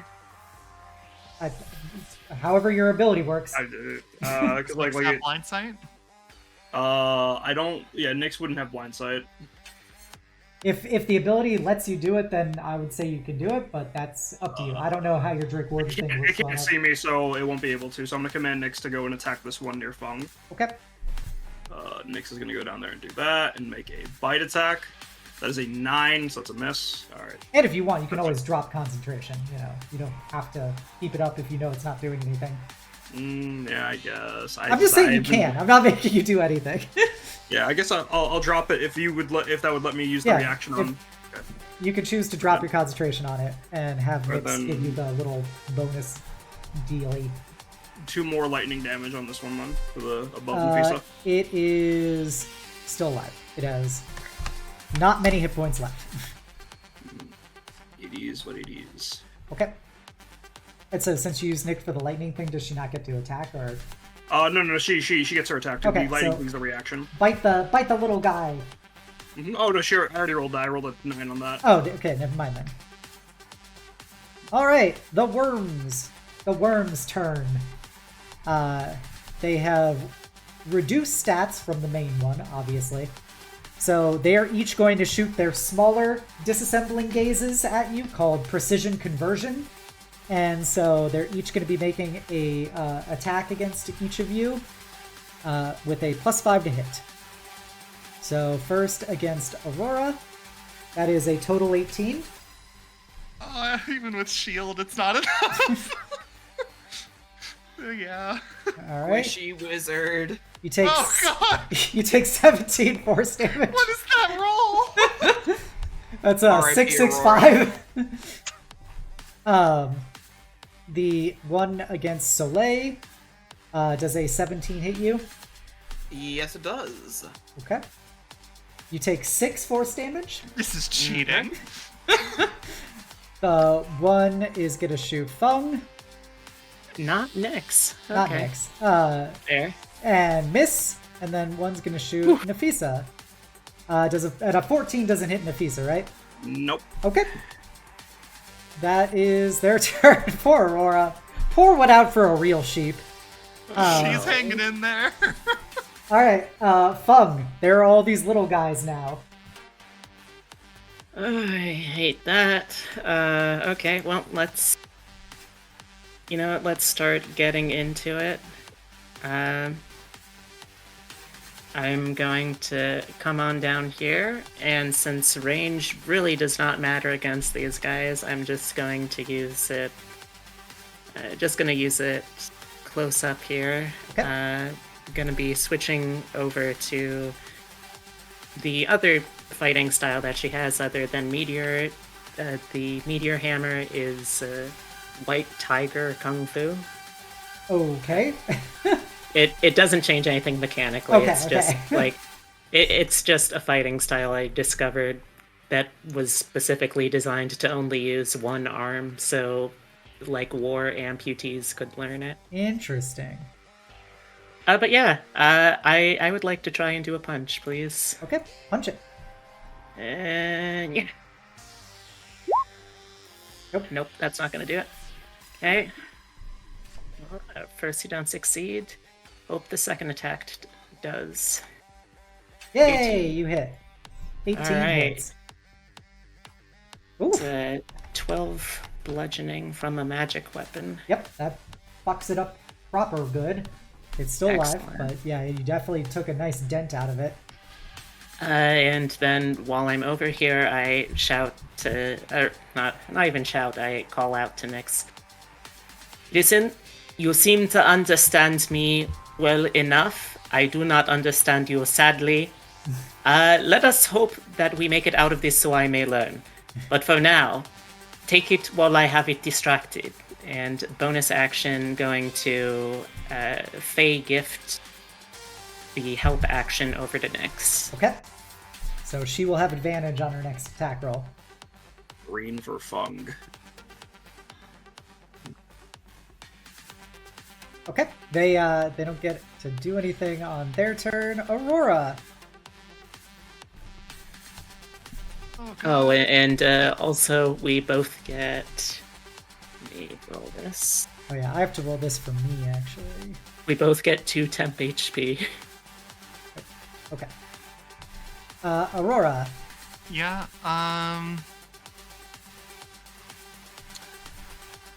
Heckin' heckers. Right in its heck. I would say, am I in range of this? Like, am I in threat? Yeah, but like You do not have to worry about attacks of opportunity. They're not a real thing. Gotcha. That's what I was checking. The whole battlefield is engaged, so really you can't get an attack of opportunity. That makes sense. That's oddly comforting. Yeah, so as I begin to run out the fuck away from this thing, it's oddly comforting. Okay, I'm gonna just do what I just did, but this time, actually damage something with it. Okay. I respect your mentality. This time, since there is damage being done, as Aurora is drawing the flowers below her, Nethrus's form kind of just goes and just kind of attempts to drain a little bit of the energy out of the guy. So this is a con save, so I'm sure it'll pass, but, Well, these guys will have a weaker con than the base creature. That's true. So, it's gonna be this roll -5. Oh, okay. So 13. Because it has a plus 11 con save, but like I'm giving it like half the stat because they're smaller. Yeah. So yeah, it's a 13, so it fails. Okay, so then that'll be 10 necrotic damage from Nethrus. Okay. And then let me roll my 1d6. By the way, for your thing, I'm casting this as a third level, or like with a third level slot. Sounds good. Come on, big money, big money. 14. Okay, that's better. So 14. Oh yeah. Okay, I'm going up and down the wizard roller coaster there's definitely right now. There's definitely a vampiric quality to this, as Nethrus's shadow kind of stretches out and is tearing away, energy from this thing, and you feel that it's just being returned to you, and the kind of shadow bandages form over your body, where the various parts have been disintegrated and like basically meld back into your skin, and you've got your little fleshy parts back. Yeah. Good. Then she starts running away and just pops a good old potion on top of this. So yeah, we're up to 28 out of 32. Huzzah! Almost full health.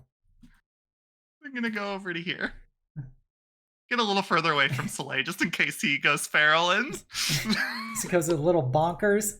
Yeah, I'm the a little closest. silly. Certified Silster moment.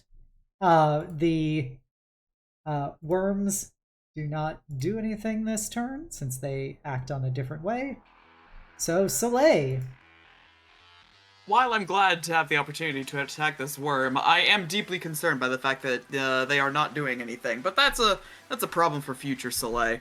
The way that it visually is appearing is, so they lasered you last turn, and then after they laser you, like the energy things, go kind of recede, and it seems like they're charging back up again. Because they don't have the same diversity of attacks as the main worm does, so they gotta do the cycle of cooldown, blast, cooldown, blast. So they only go on initiative 1 for their beams. Alright, well, I gotta do, even though it doesn't really matter because this thing is the closest thing to me, I have to do my due diligence, make a wisdom saving roll, because I am below half. Ooh, I fail! Alright, cool. Well, it's still the closest thing to me, so I'm just gonna tear into this guy. One more time. I do it again. Another one. 17. Oh my god, my damage rolls are butts. 8 slashing damage. Okay. 19. Hits. For 9. Oh my gosh. Okay, it's still up. Die, please. Hit. Oh my gosh. Oh no. I can't roll damage for crap tonight, but that's it is dead. 890. Yay. Your worm, disintegrates back into sand below you. Cool. But now you're cuckoo for crazy puffs. Now I am cuckoo. Oh no. Nafisa. Damn, I kind of wish I was next to Soleil right now. Yeah, unfortunately your dog is closest to me. Your dog does have advantage on its attack roll. Nyx, I want you to go ahead and bite it with advantage because Feng was really helpful. That is a 17 DM. It hits. Alright, that is 9 piercing. Is it still It's up? still alive.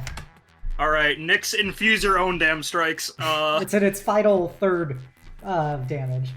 Actually, hold off on that in case I roll a crit, actually. I'm gonna attack the one above me with my great axe. That's a 10. That misses. Attack again, it's a 22. Hits. That's 9 slashing. It's dead. It's dead. Yay. Perfect. Yeah, Perfect. you Now, chop it down move, and it just evaporates like the others. I'm gonna move down here next to back him up. Back her up. Yippee! That's my turn. Okay. At the bottom of the turn, the remaining worms are going to... one is going to shoot Nafisa. Plus 5. 18. 18 does hit me, yes. Okay. And you take 12 force damage. Uh-huh. And I'm sorry, Aurora. You keep blasting, so the I other... would say I'm back up to a healthy number, so I Alright. should be okay. Well, that's a nat 20. No. okay. What's Just the with a natural Aurora. die. One on all the die. Easy. You were- it's only gonna be 6 damage. You were right? too cocky. You were too cocky. It was. 14 bad damage roll. on 6d6. Bad roll. Wow, 14 damage on 6d6. You hate to Guys, see it's it. just that easy. Every time. My heart just skipped a beat seeing the nat 20. Like, oh god. Alright, first at the top, I'm just going to save myself a little time. Okay. And, okay. Feng, it is your turn. The worm next to you is still Okay. alive, but not by much. Okay. Let's see. You know what? I'm hoping that if this does not go well, that we will, or even if it does go well, I'm hoping that we will rest after this, maybe. Hope springs We still need eternal. to get the weapon before the other group shows up. Yeah. Yeah, that's true. Okay. How much health does it look like this worm has? It's not much left. Probably a third of its hit points. Okay. Let's just try and get a little more desperate then. Let's do an attack. Yeah. Nope. And a second. Yeah. Hits. Okay, 26 Hits. for 14 bludgeoning. Yeah. It pops. Pop, pop. Ooh. Okay. We're one more down. Okay, well, I think I can see Aurora is not doing great. So let's start heading down. Even though it only did 14 damage, you can probably see that this just like took a nice little chunk. She's just a 1, squishy little sheepo. 4, 5, 6. Okay, that's as far as I can get right now. Okay. Anything else on your turn?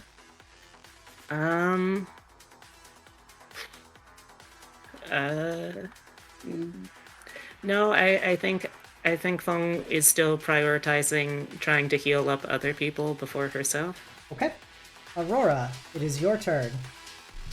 Oh god. You do see Soleil looking feral. I don't think there's a way to ask this that's not meta. I don't know what health Soleil is at and how close he is to the half. Yeah, to the threshold. Yeah, that's okay. I haven't been paying attention to what's been going on with him in Because you've character. been trying to so- survive. Yeah, I've just current objective survive mode. Spellcaster. Yeah, just running away from this worm. I'm going to use my action then to cast Tasha's Mind Whip on this one. Okay. So, only 8 damage, unfortunately, but you know this spell. Oh, I know this spell quite well. Okay, yeah. It has an intelligence of 1. I think it might have failed. Yep. But yeah, Takes so 8 damage. damage, and at this point, since it seems like a little bit safer to stay together, is going to run over to Feng and just be like, "Oh my god, please tell me it's the last one." That's my turn. There's 3 equidistant allies to Soleil. Well, yes, that puts us in a wonderful position where Soleil, you are in your berserker mode right now as a blood hunter. I do make another save throw at the start of my turn. Okay, though. make it. So Please. we'll see Please. what happens. That's a fail. Oof.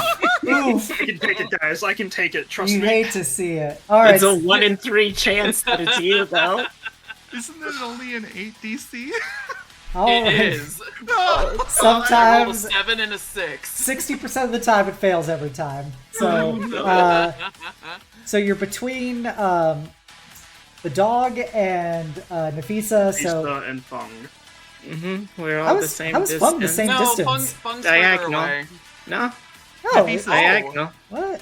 Well, Yep. you're measuring it incorrectly. It's you do it from here. Well, wrong thing, but it's to the base with Nafisa. Like,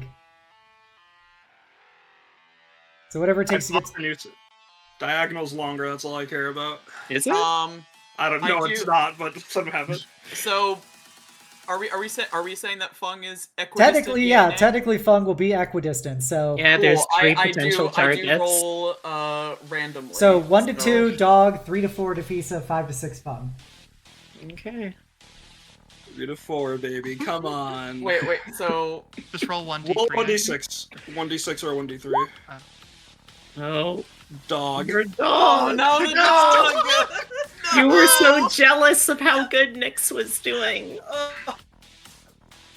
Oh no, I'm so sorry. So yeah, in this moment of bloodlust, he's gonna go for the one that he thinks is the weakest. Pick off the little ones. It is. Oh. I'm so sorry. I'm gonna attack the dog. I'm so sorry. That's a 15. I believe no. 17 natural AC. Your teeth crack against her scales. I'm reading the bloodlust thing. I think it says if you have an extra attack feature, you can choose whether or not to use it for a frenzy attack. So I think he's going to crack his teeth against this rock dog, and it just rattles him. Kind of realizes what the fuck just happened, and realizes he's biting into a rock dog, and kind of come back to his senses a little bit. But how much did I move? 20 feet. 1, 2, 3, 4. Yeah, 15. You moved 15. 15 to go back. Just to go back. Yeah. Because it doesn't say I have to use the extra attack. Yeah. Yeah, it just says once your attack is resolved, you regain control of yourself. Yeah, it just... Yeah, too scared, crack my tooth. Yeah, I guess he just goes back and just gives this really, kind of sheepish look to the both of them. Just, he doesn't know what came over him.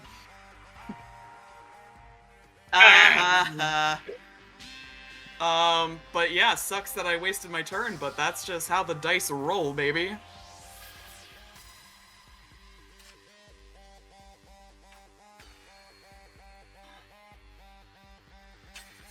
I got 40 feet of movement. I don't have any gimmick. I got no gimmicks. We are just huffing it. You know what? You know what? This thing's been kind of hurt by Aurora, right?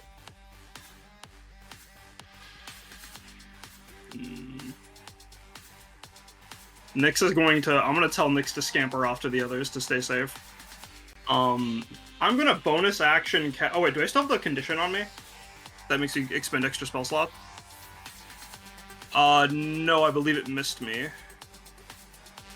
Okay, cool, Pog. I'm gonna use my bonus action to cast Sapphire Strike, which, yeah, it's 1 spell slot.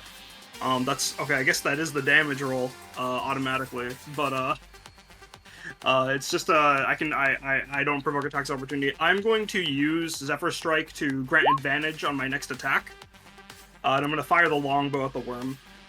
It is non-magical. That is a 16. That's 4 piercing, halve the 2, plus 1 force damage. And when I use Zephyr Strike to do an attack like that, I get an extra 30 feet of movement. So I get to walk up with the great axe. Yeah. That's a 9, a natural 1. Sorry, I was muted. You did hit, and it took some damage, and you missed with your axe. Okay, I'm in range now. Just to, make sure, I have, that was, it's 40, and then 15, so another 15. I'm just gonna move back here, so if it wants to cone, it's gonna have to make a decision. Just in case. Alright, Okay. That's my turn.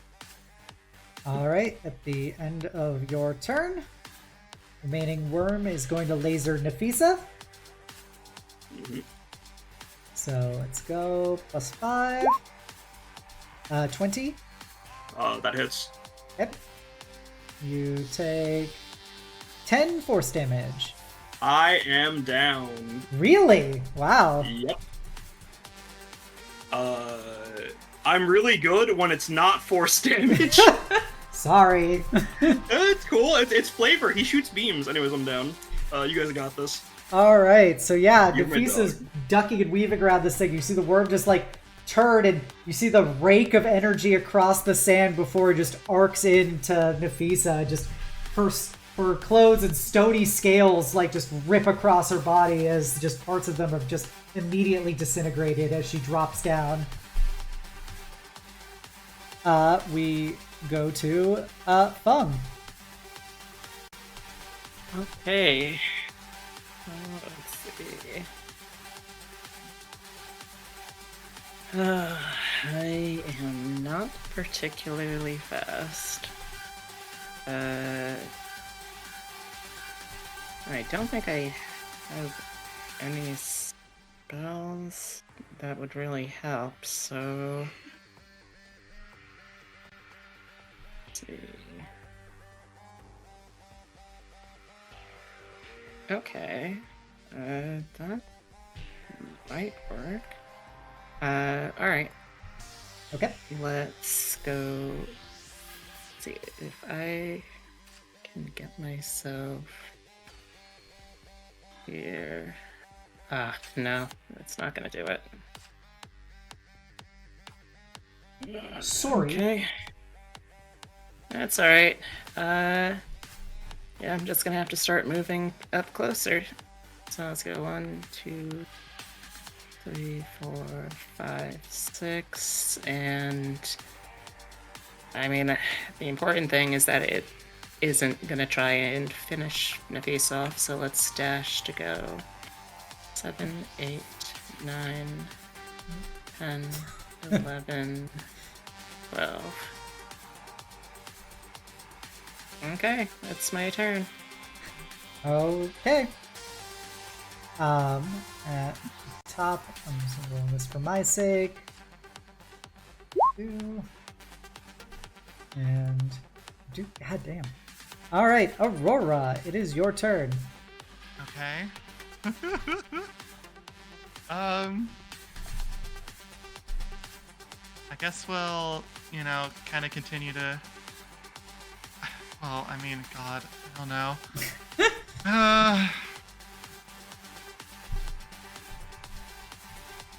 Let's I'm debating what's worth more, trying to chromatic orbit or or forcing a wisdom save. I think it's the wisdom save. Okay. Are you gonna make him do a wisdom save? Yeah. All right. 16. That's okay. There's no minus to it, or it is already got the minus. Yeah. Oh, it actually should be. Oh, never mind. I didn't give it the full bonus, so I just rolled the stat as opposed to its actual wisdom save of the big one. So yeah, it still succeeded. I Toll the Dead is 0 for 3, baby, against negative saves. You hate to see it. You hate to And see it. that's literally all I have. I don't have any bonus actions and no spells left at all. Okay, Soleil, it is your turn. Alright, baby, let's see how my brain is doing. Oh! Okay. Ooh. You know what? You know what? I'm gonna do a little bit of flavor here. Like the dog is closest. Yeah, the dog is once again closest. I'm gonna use my seal of inevitability. Oh, your And reroll? Your once a reroll? I'm gonna reroll. Okay. Because after taking a attempted bite out of the dog and seeing what I presume to be a horrified expression on Nafisa's face, he even though the call of the hunt is very enticing, he is gonna try to regain control of himself to not hurt his friends. Okay. Nope. Oh, does an 8 succeed? I thought it. Yes. Yes. Just hits it. Oh, that boy. Thank you, Grandma. Maybe you should invest less in fucking strength belts and more in wisdom Good belts. grief! The dice are telling a story today. Alright, baby, we're gonna... how far away is this? Ooh, 35. Just out of range. I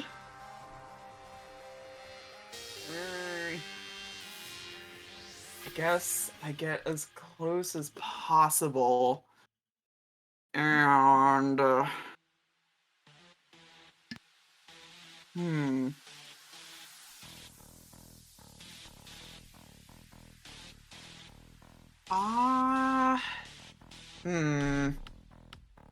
I have a few things that I can always, Ray of Frost it again. Yep.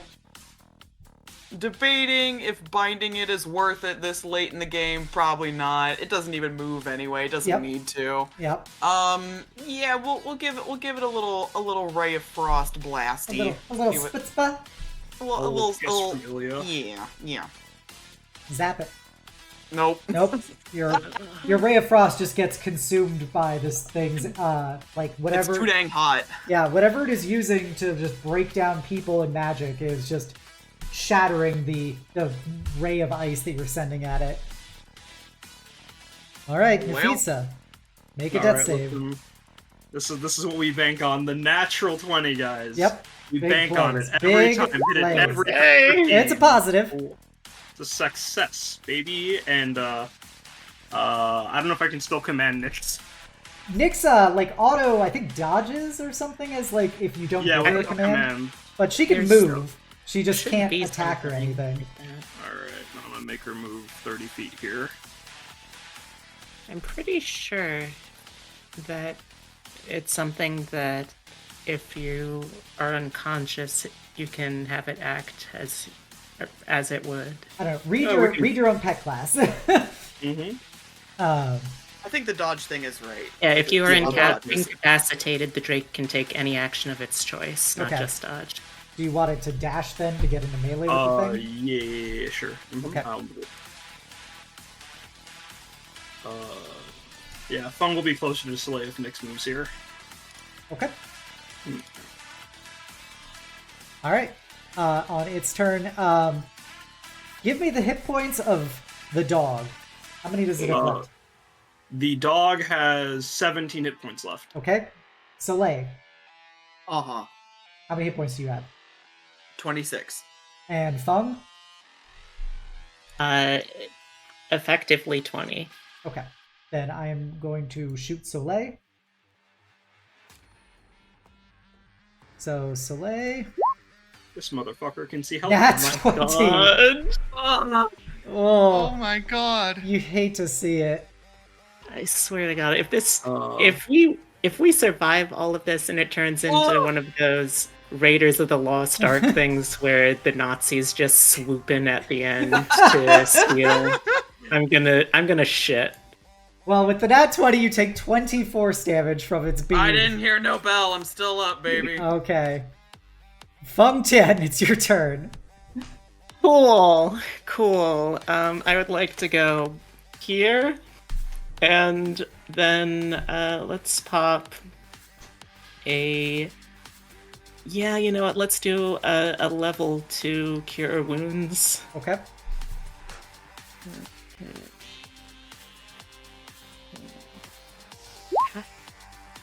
Oh, that's not Okay. bad. hey. 17? I'll take that.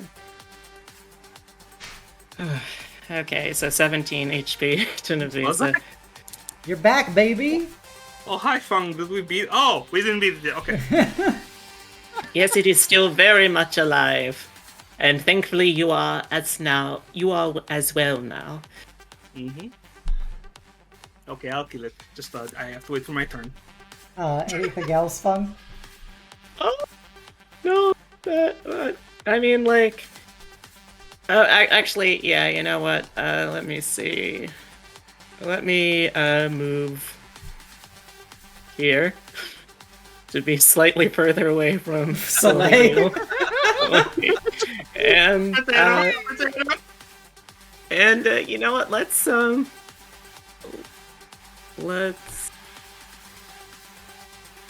okay. Let's give Nafisa the bonus action help this time. All right, come on. We are almost out of the fight. I hope. Mm-hmm.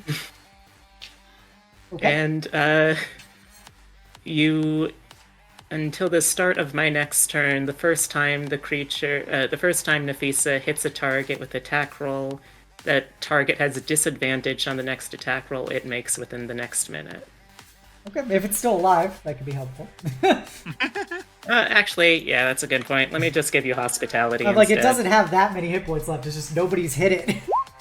Alright. They've been stabilizing. Get 3 temp HP, Nafisa. Yippee! Okay, are you done, Fung? Yep. Okay. Soleil, it is your turn. Oh, wait, I think you Oh. skipped me. I Rory skipped needs to go. Aurora, sorry.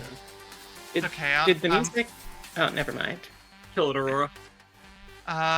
She's just kind of like looking at this, just kind of fumbling at this point, seeing everybody kind of start to go down, looking at herself, feeling pretty bad, and is just gonna kind of be like, worked once, can work again. Is going to, let's say, because we love giving her treats. We'll say this is necrotic chromatic orb. Okay, okay.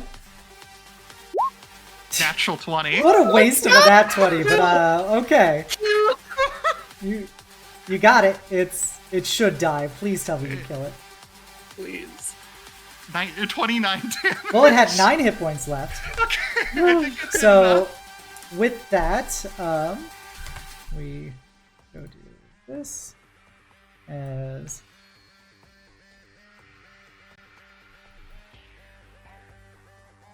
and they all disappear, and then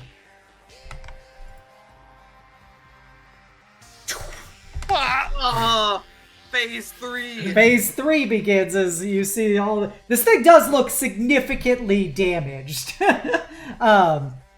Huge Bloody. like chunks of its armored plating and stuff has been disappeared off of it, exposing big portions of what are probably like delicate machinery and stuff. But it is still here. It is still queer. Get used to it.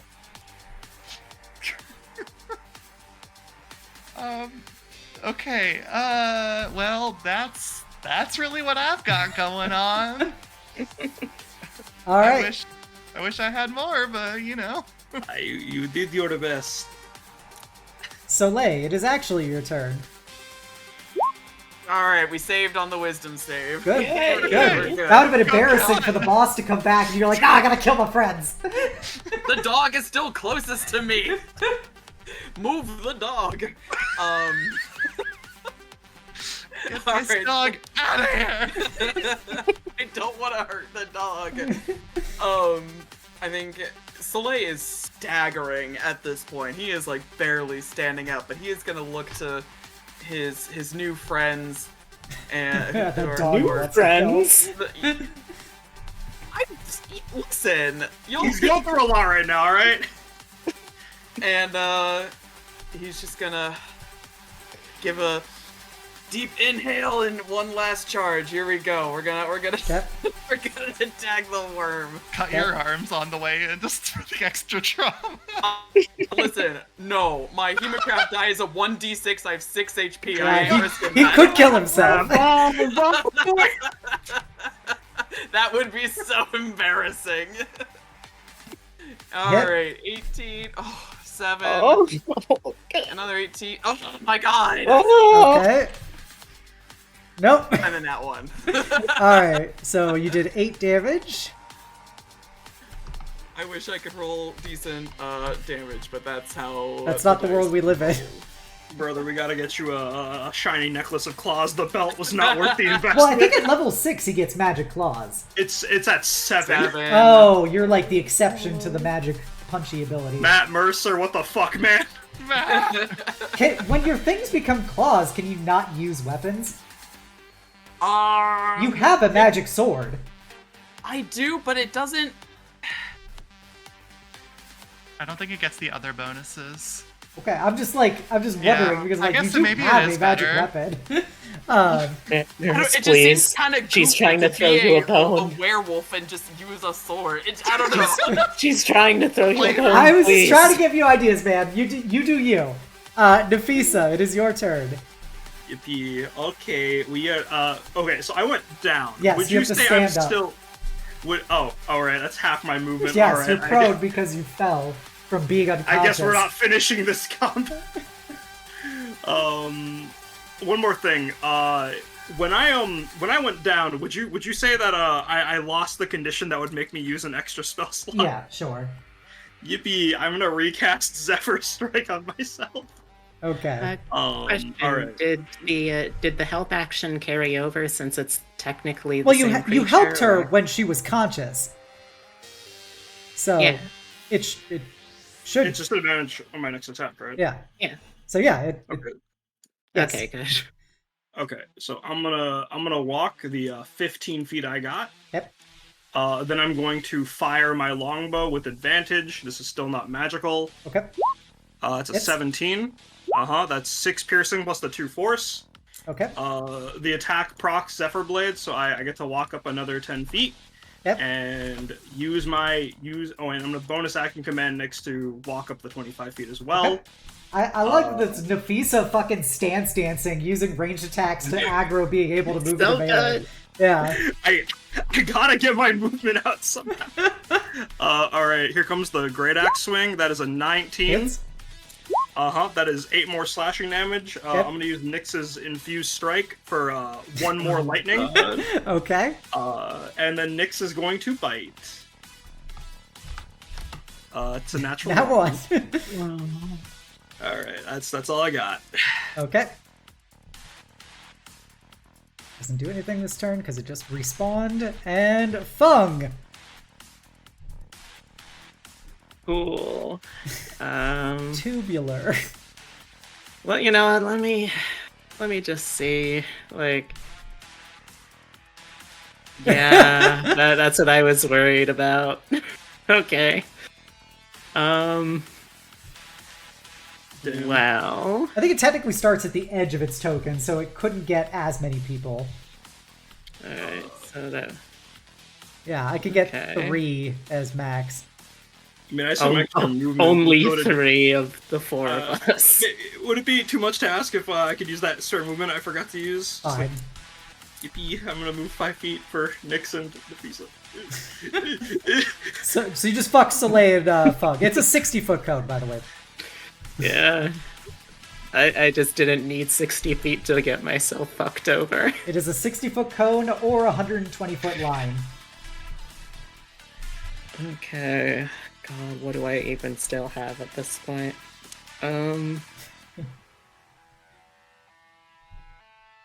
Okay. No, that's not gonna help.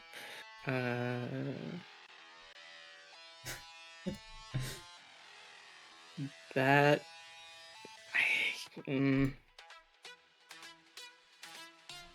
your time, Feng. I know. Okay, but you know what? I can't really do too much else right now, so let's just see how close I can even get in the first place. Okay. Yeah, I mean, I guess if I went there, it would, like, at the very least... You can switch it out of being a code. Like, if I go, let's see, 1, 2, 3, 4, 5... Yeah, you can get melee with it. Punch it. Okay. Yeah, I Punch it mean, in its stupid face. this tiger only has one set of claws, and by God, that's all I can do. And by claws, I mean fists. And by fists, I mean I gave myself claws. She's part bull. She can be a little furry as a trait. Yeah, let's just... Come on. Hit. Okay! 27 There we hits. go.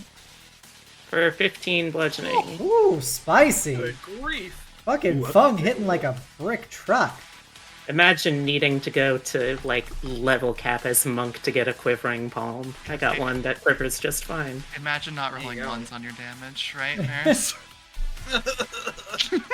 And yeah, I guess let's just go for another. No, that's gonna miss. Nope, Well, that misses. one good hit, I'll take it. Yeah, it's a solid punch. Bonus action. Oh gosh. Don't you have like one more of your special help left? Yeah, that's it. Because it's proficiency bonus, if I recall. Yeah. I'm still concerned about... Oh god, sure, let's go with Soleil, so that way I can give you some temp HP at least. Okay, Soleil. You have advantage. I don't know why I keep pronouncing it wrong. You have 5 temp HP and advantage on your next attack roll. Cool. Anything else? Okay. No, that's everything I can do. Alright, at the, on the top of its turn, it will use its prepare for processing on everybody. Oh god. So we'll start off with Nafisa. Is this the restrained one? Yeah, this is the restrained one. So, 24, or 25, sorry. On Nafisa? Yeah, Yeah, that hits. so she's restrained. Feng, it's 25. Soleil, nat 20. I think I got a nat 20 on you last time, too. Leave me alone! The doggo, god damn, I'm glad I'm wasting it on the thing that does no damage. Yeah, me too. Aurora, it's 13. I still can't beat it. Yep, everyone is currently restrained as the bindings come back into play. Cool. Aurora, Okay. Toll the Dead has to work one time, right? you're like Yeah, Shadowheart yeah. casting Sacred Flame. It's gonna work this time. You're gonna roll that wisdom save and it's gonna Okay, fail, I believe you. right? So you're casting Toll the Dead? I'm casting Toll the Dead. 9! That's Failed! 18 necrotic Ooh. damage. Let's go! It did not like that. Oh god. This thing is not looking good. Good. You see, like, Like, bits of this thing, like, plates are just, like, beginning to dissolve into sand and fall off of it as it moves around. And its lens is kind of flickering. But, anything else, Aurora? No. Okay. This time it's all you see is the armored plates are beginning to rise as lifting up whichever ones that are left one by one as the energy is coursing back into its lens. Soleil. Uh-huh. Alright, so even though I'm still, like, You're in melee with it. You're just... in melee with the big It's just guy, the tendrils so... are holding you back. Well, Oh, I'm you have still neutral attack gonna at least? punch it. Yeah, your first attack is neutral because Feng gave you advantage. Correct. Oh, Will you 12. Oh. How about a 10? Nope. Another one. Oh, An you 18? hit. Hey! Alright. How about 9? Take some slashing damage. Okay, he takes his 5 damage. Well, Anything else? that's it. I can't move. I bit it. I clawed at it. Okay, Nafisa. We bank on the disadvantage. Ugh. Come on, and 9, natural 1. Nope. Alright, again. 26. Y'all. Oh, that's 12. Nope. Nope. Bonus action, dog bite. I mean, like, we can't waste our time attacking the tendrils because Yeah. this thing is just I gonna kill us know. in the next turn. Oh, Dog 21? gets a 21. Yep. So here's the. Well, it's not a nat 20, so it's 5. Yeah, plus- no. Yeah. Yes, it's 5 piercing damage, magical, plus 1d6 from lightning. That's hey! 4 lightning Plus damage. 1! It's a 9 total. Does the dog do it? How does the dog want to do this? I'm asking the DM. I'm asking a wordsmith. I can't believe it. How Round does to Nix want to do this? Yes! Best dog. Good dog. Alright. And you can rationalize it as you helping Nix in your limit break because it's a limit break. Anything could happen. But Nix technically did get the kill on it. Nix does get the credit. I'd like to imagine in all of our haste and fear, though, the melee people ripping apart like the scales and plate armor.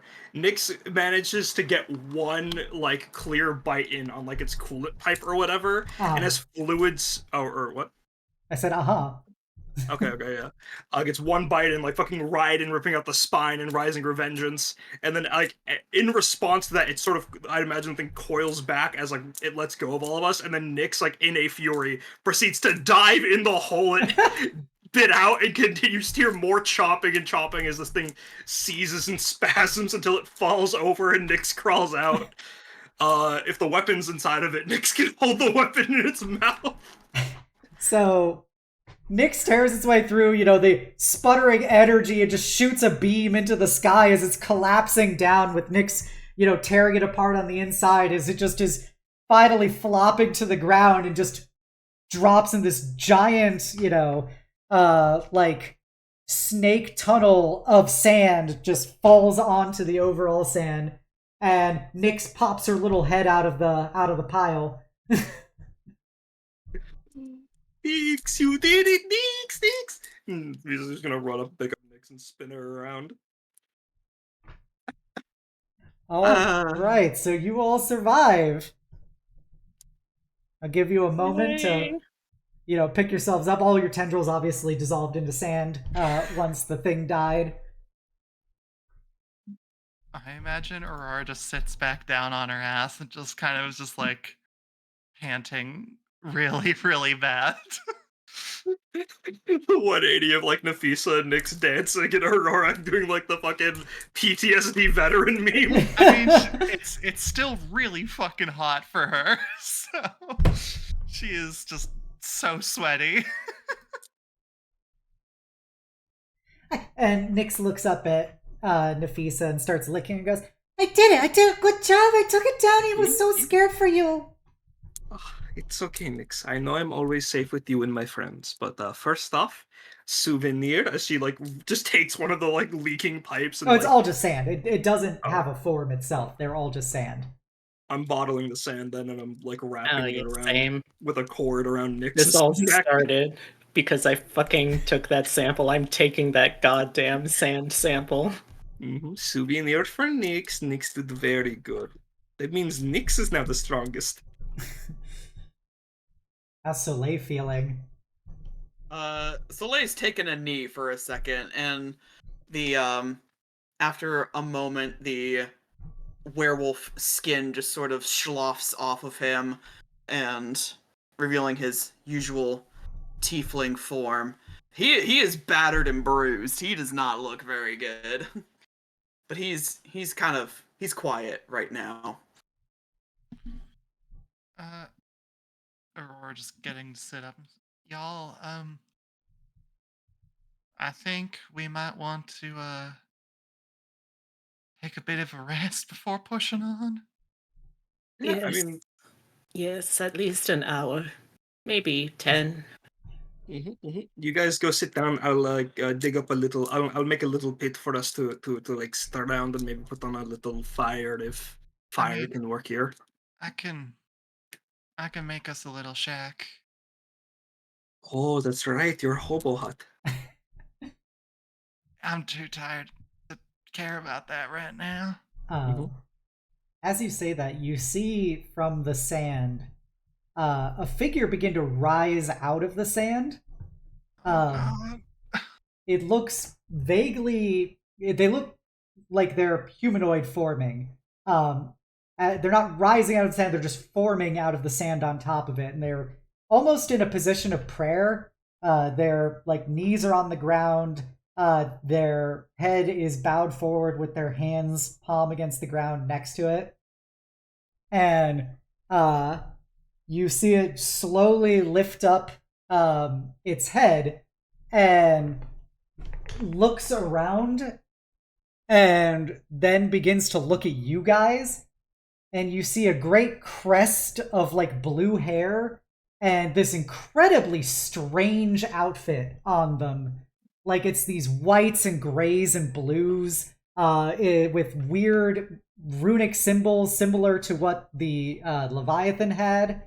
And you see like points of its like joints and limbs have kind of like seam marks on them.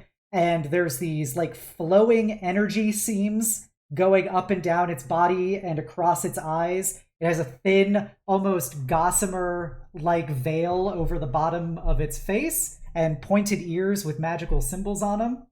And its eyes kind of dilate and then shrink down as like a camera lens and/or a targeting reticle as it turns to look at you guys. But, you know, I think a picture's worth 1,000 words. So this is what the thing looks like. A tall humanoid feminine figure, and it looks kind of confused, honestly, as it kind of stands up to its full height and sees all of you guys standing there, you know, broken, battered, exhausted, and it starts walking towards you incredibly gracefully. Are you gonna try and fight us? Is this? Are you a friend? Sorry. You go ahead, Lily, my bad. No, that's all she's gonna say.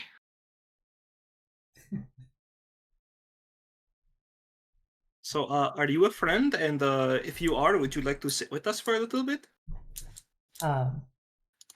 It starts to... I'm gonna just bring up just the bust of them over chat and my face.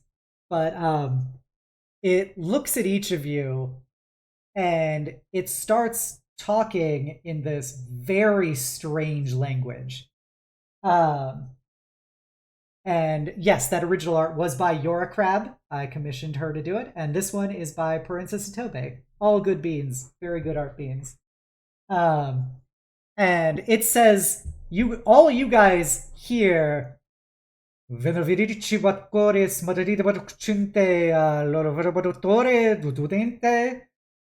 Nafisa, though, this actually sounds somewhat similar to something you know.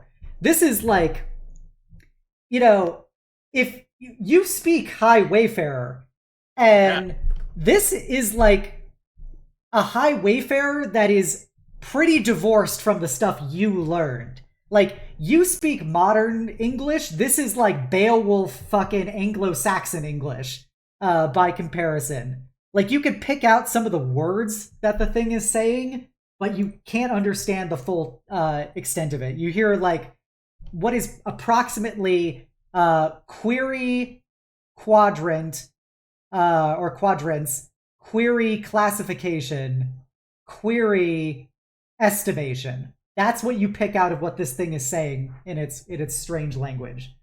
But it seems to be similar to High Wayfarer, but not the kind you ever learned. Okay. So they're speaking in ye old English, whereas I would have ye old English.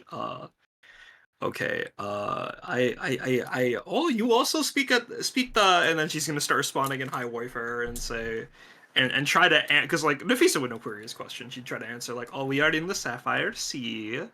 My name is Nafisa. These are my friends," and then she'll give her names, and then this is my pet dog Nix. We just fought a big worm, and then you came out. Are you okay? Oh, what's your name? And then she's gonna extend her hand out for a handshake. It could be affiliated with it, you know? Oh yeah, but if it was, it would like be a worm, wouldn't it? This doesn't look like a worm. It still came out of the sand, Nafisa. So, I mean, does that mean the sand that like Fung and I pick up will have like more people in it?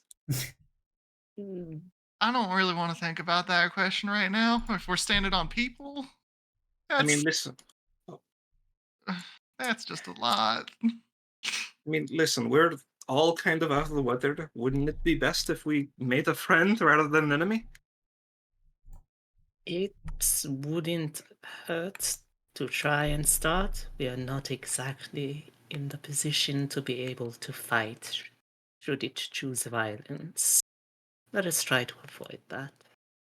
The being seems to, as it's not saying anything, but as each of you talk, it seems to move its head. It never blinks. It does never blink as it just looks at each one of you as you speak in turn, and you just see its eyes are just lighting up with something. It's just you occasionally see like just like blue kind of like diodes in the pupil and stuff, but its eyes are very much shaped like a series of lenses inside of a darker blue kind of sclera. Okay, I don't think they're going to hurt us, so maybe we should just sit and rest for a while. And Nafisa will like pat the ground and motion it to sit next to her and not the others. Like kind of like, you can be our friend, but I am going to be like a buffer sort of deal. It can understand you. I mean, it's speaking You High can Wayfarer. understand it. Yeah, Jacob taught me. Well, fair I enough. mean, it's speaking it like really fancy. Like I couldn't speak like it, but I could understand it, if that makes sense. Like its words are too fancy for me, but I can understand them. Jacob probably could speak to her one-on-one, one-on-one, but yeah, for now, let's. And if he's just gonna plop on the ground, and finally, all the excitement leaving her. It kind of stares down at you, and you hear Vadavici Vosotra Barbarian. And it seems like you hear multiple voices talking at the same time, slightly askew of each other. Like they're trying to process and like hone in on like a word or a phrase, and they're each taking an attempt at it. And then you hear like the louder than the other ones, like what is probably the dominant attempt. And that's like you heard like just basically High Wayfarer gibberish and the word barbarian in something akin to base Wayfarer that you speak, and it seems probably like it's trying to process the way you talk. Yeah, she's gonna respond. Oh yeah, I didn't get the full teaching, just like in passing, but I will try to speak really slowly so you can understand me. Barbarian's like a big word, right, guys? It means I'm smart, right? No, it does not. It just means you are foreign. Maybe in High Wayfarer it means I'm smart. I guess you know best, but barbarians are generally like not really looked well upon, I think, in modern society. I mean, I guess my dad is one, so I'd have to agree, but I'm sorry. no, it's okay. He made this choice. Okay, well, okay, guys, we need to figure out what to do next while our friend here figures out what they'll do next. If So- we Speak think we're strangely, it says. Is that in common Wayfarer or high Wayfarer? It sounds like it's actually doing common based on how you guys are talking. It seems to be like picking probably processing that there is a debased form of language that you guys speak, and it's trying to mimic it. I mean, if it's not Interesting. gonna kill us, it can sit with us. I'm gonna. Yeah. We first should certainly rest regardless. Yes. I'm gonna draw us up a little hut. I would like to try and start just going through vocal phonemes. Just to sort of see if anything kind of registers with this being now. This is a science experiment too now. You hear it keep like kind of talking and doing that echoing kind of different approaches to saying different things as you know it looks out at Nafisa and then it looks over at Soleil surprisingly Ooh. and it walks over towards Soleil with purpose, expressionless face but with purpose. He's immediately on edge about this. And I may have only 6 HP to my name, but I'm still ready for a fight. and it extends out a hand towards you. Not like aggressively, it's just putting out a hand towards you. Like a handshake hand? No, or- like kind of like if you were reaching for a glass.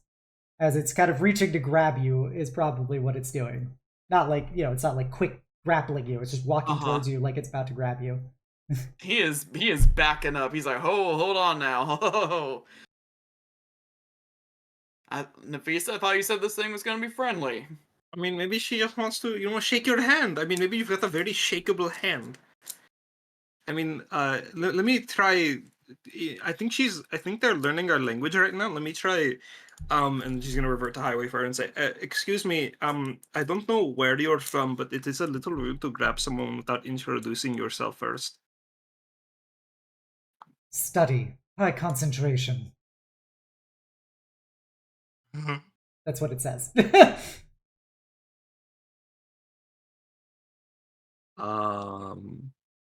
Concentration could mean many things. I got nothing. I do not have many things. What do you guys? It sees Soleil continuing to like aggressively back off from it, and it seems to make like a decision, and it lowers its hand and turns to look back at the rest of you. Lesser assessments. Does that mean things for a week? I mean, we beat the big worm. Maybe they didn't see us beat the big worm, and if he's just gonna like just motion with their hands how big the worm was, and that Nyx beat it. It looks down at your dog, and will walk over and like crouch down in front of the dog and extend out a hand. It's okay, Nyx. I think they mean well, and Nafisa's giving Nyx permission to put paw in hand. It takes Nyx's paw in one hand and then moves its other arm under Nyx's mouth and kind of moves Nyx's head from side to side as it's looking at it. Oh, they've never seen a dog before. Draconic constitution. Impure process. Yes, it is impure. It is not draconic. It is dog. So, do you want to do that to all of us?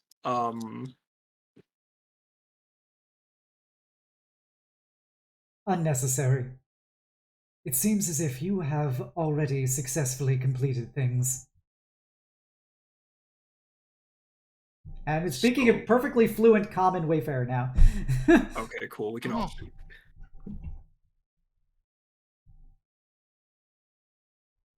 So, what are you going to do now? We are unsure. We feel lost, incomplete. You defeated us in a form of confusion. Reassessment complete. Restabilization in process. Soleil is going to, like, give a hand motion to everyone else to, like, huddle in close to him. Aurora will come right in. I just want to warn you guys, Nafisa's eyes are sparkling in like the most mischievous way possible. So say your pieces before I do something stupid. Oh god. I think we got our weapon here. Oh. You might be right. If we defeated the worm and it turned into that, that's a pretty powerful lady right there. And I can't imagine anything else will be able to survive against that damn thing. And By look, now, what now it's a compact form. We can designation? take it back with us. By what designation should we address you? We are incomplete. We are an approximation. We are many, but we are less than what we were. We are the last. We are Omega. That's a lot of names. You're gonna pick one out of that list, or? Conclusory statement. Omega. For ease of reference, you may refer to us as Omega. Omega, it is nice to meet you. If you are confused and don't know where to go, you can come travel with us. You can join our party. Nafisa, we can't get attached. He's gonna say this real softer. We cannot get attached to this thing. We have to deliver it to the boss ladies. Yeah? Your attachment is unnecessary. A little more complicated than it. And attachment is part of the journey. It's okay. It's okay. I mean, you know, worst case. No, because once you get attached, and now we have a name for it, you're gonna get attached to. We cannot keep her with us. What if they just want to meet them? You know, like oh, they well, seem we'll really find cool. we'll find that out when we get there, but we cannot assume that. Okay. That's okay, Soleil. That's okay. You know, I understand you want to play it safe, you know. But you know, I'm also going to play it safe, and so when they join our party, they'll be my bestie, okay? Oh, and one more thing that I've got you here. And Nafisa's just going to grab Soleil's arm and chomp it. Ow! Alright, that's fair. That's fair. We can talk more about it later, but I just needed to let that out. Okay. Should I let the dog bite me too, or? No, Nix's bite might, you know, like actually tear your arm off. Damn. And, she's more mature than I am. Aurora's just gonna look over at Omega. You want to rest with us for a spell, then? We do not need to rest, but we can supervise you. We are trying to collect conclusions. We have lost our purpose. We are trying to discover it again. All right. I think we gotta take a little bit of a rest. So, if you won't mind keeping watch, if you I guess we'd be happy to have you watching over. God knows you're powerful enough. You should be safe here. You are surrounded by us. We do not wish to harm you more unless we need to. Oh. You see that? They're friends. That's... I think that means you should dump the sand out of your bottles. Is it okay if we carry some of this with us? As she just holds up, like, Nick, who has the bottle around her neck. They are confused. They have yet to awaken. They are still separate. Wait a minute. Are you like the whole Sapphire Sea? It turns and, like, you know, its neck, the muscles in its neck don't move. It's the fucking neck itself moves. It just like flows as it turns. And it looks out and it kind of extends its right hand, and you just see out of the hand itself like a long string branching of like blue metal. Like its skin and clothing all have a faintly metallic sheen to it, as it extends out this like large branch out of its hand, and then you see it recoil back and like swirl into like a small dust devil on its hand of blue sand, before that then just sinks back into its hand. And it goes, "We are many, but we are incomplete. We still lack purpose. We cannot fulfill our purpose while we are separate, but we cannot become whole as of right now because we lack further information." Well, those are some big words. Okay.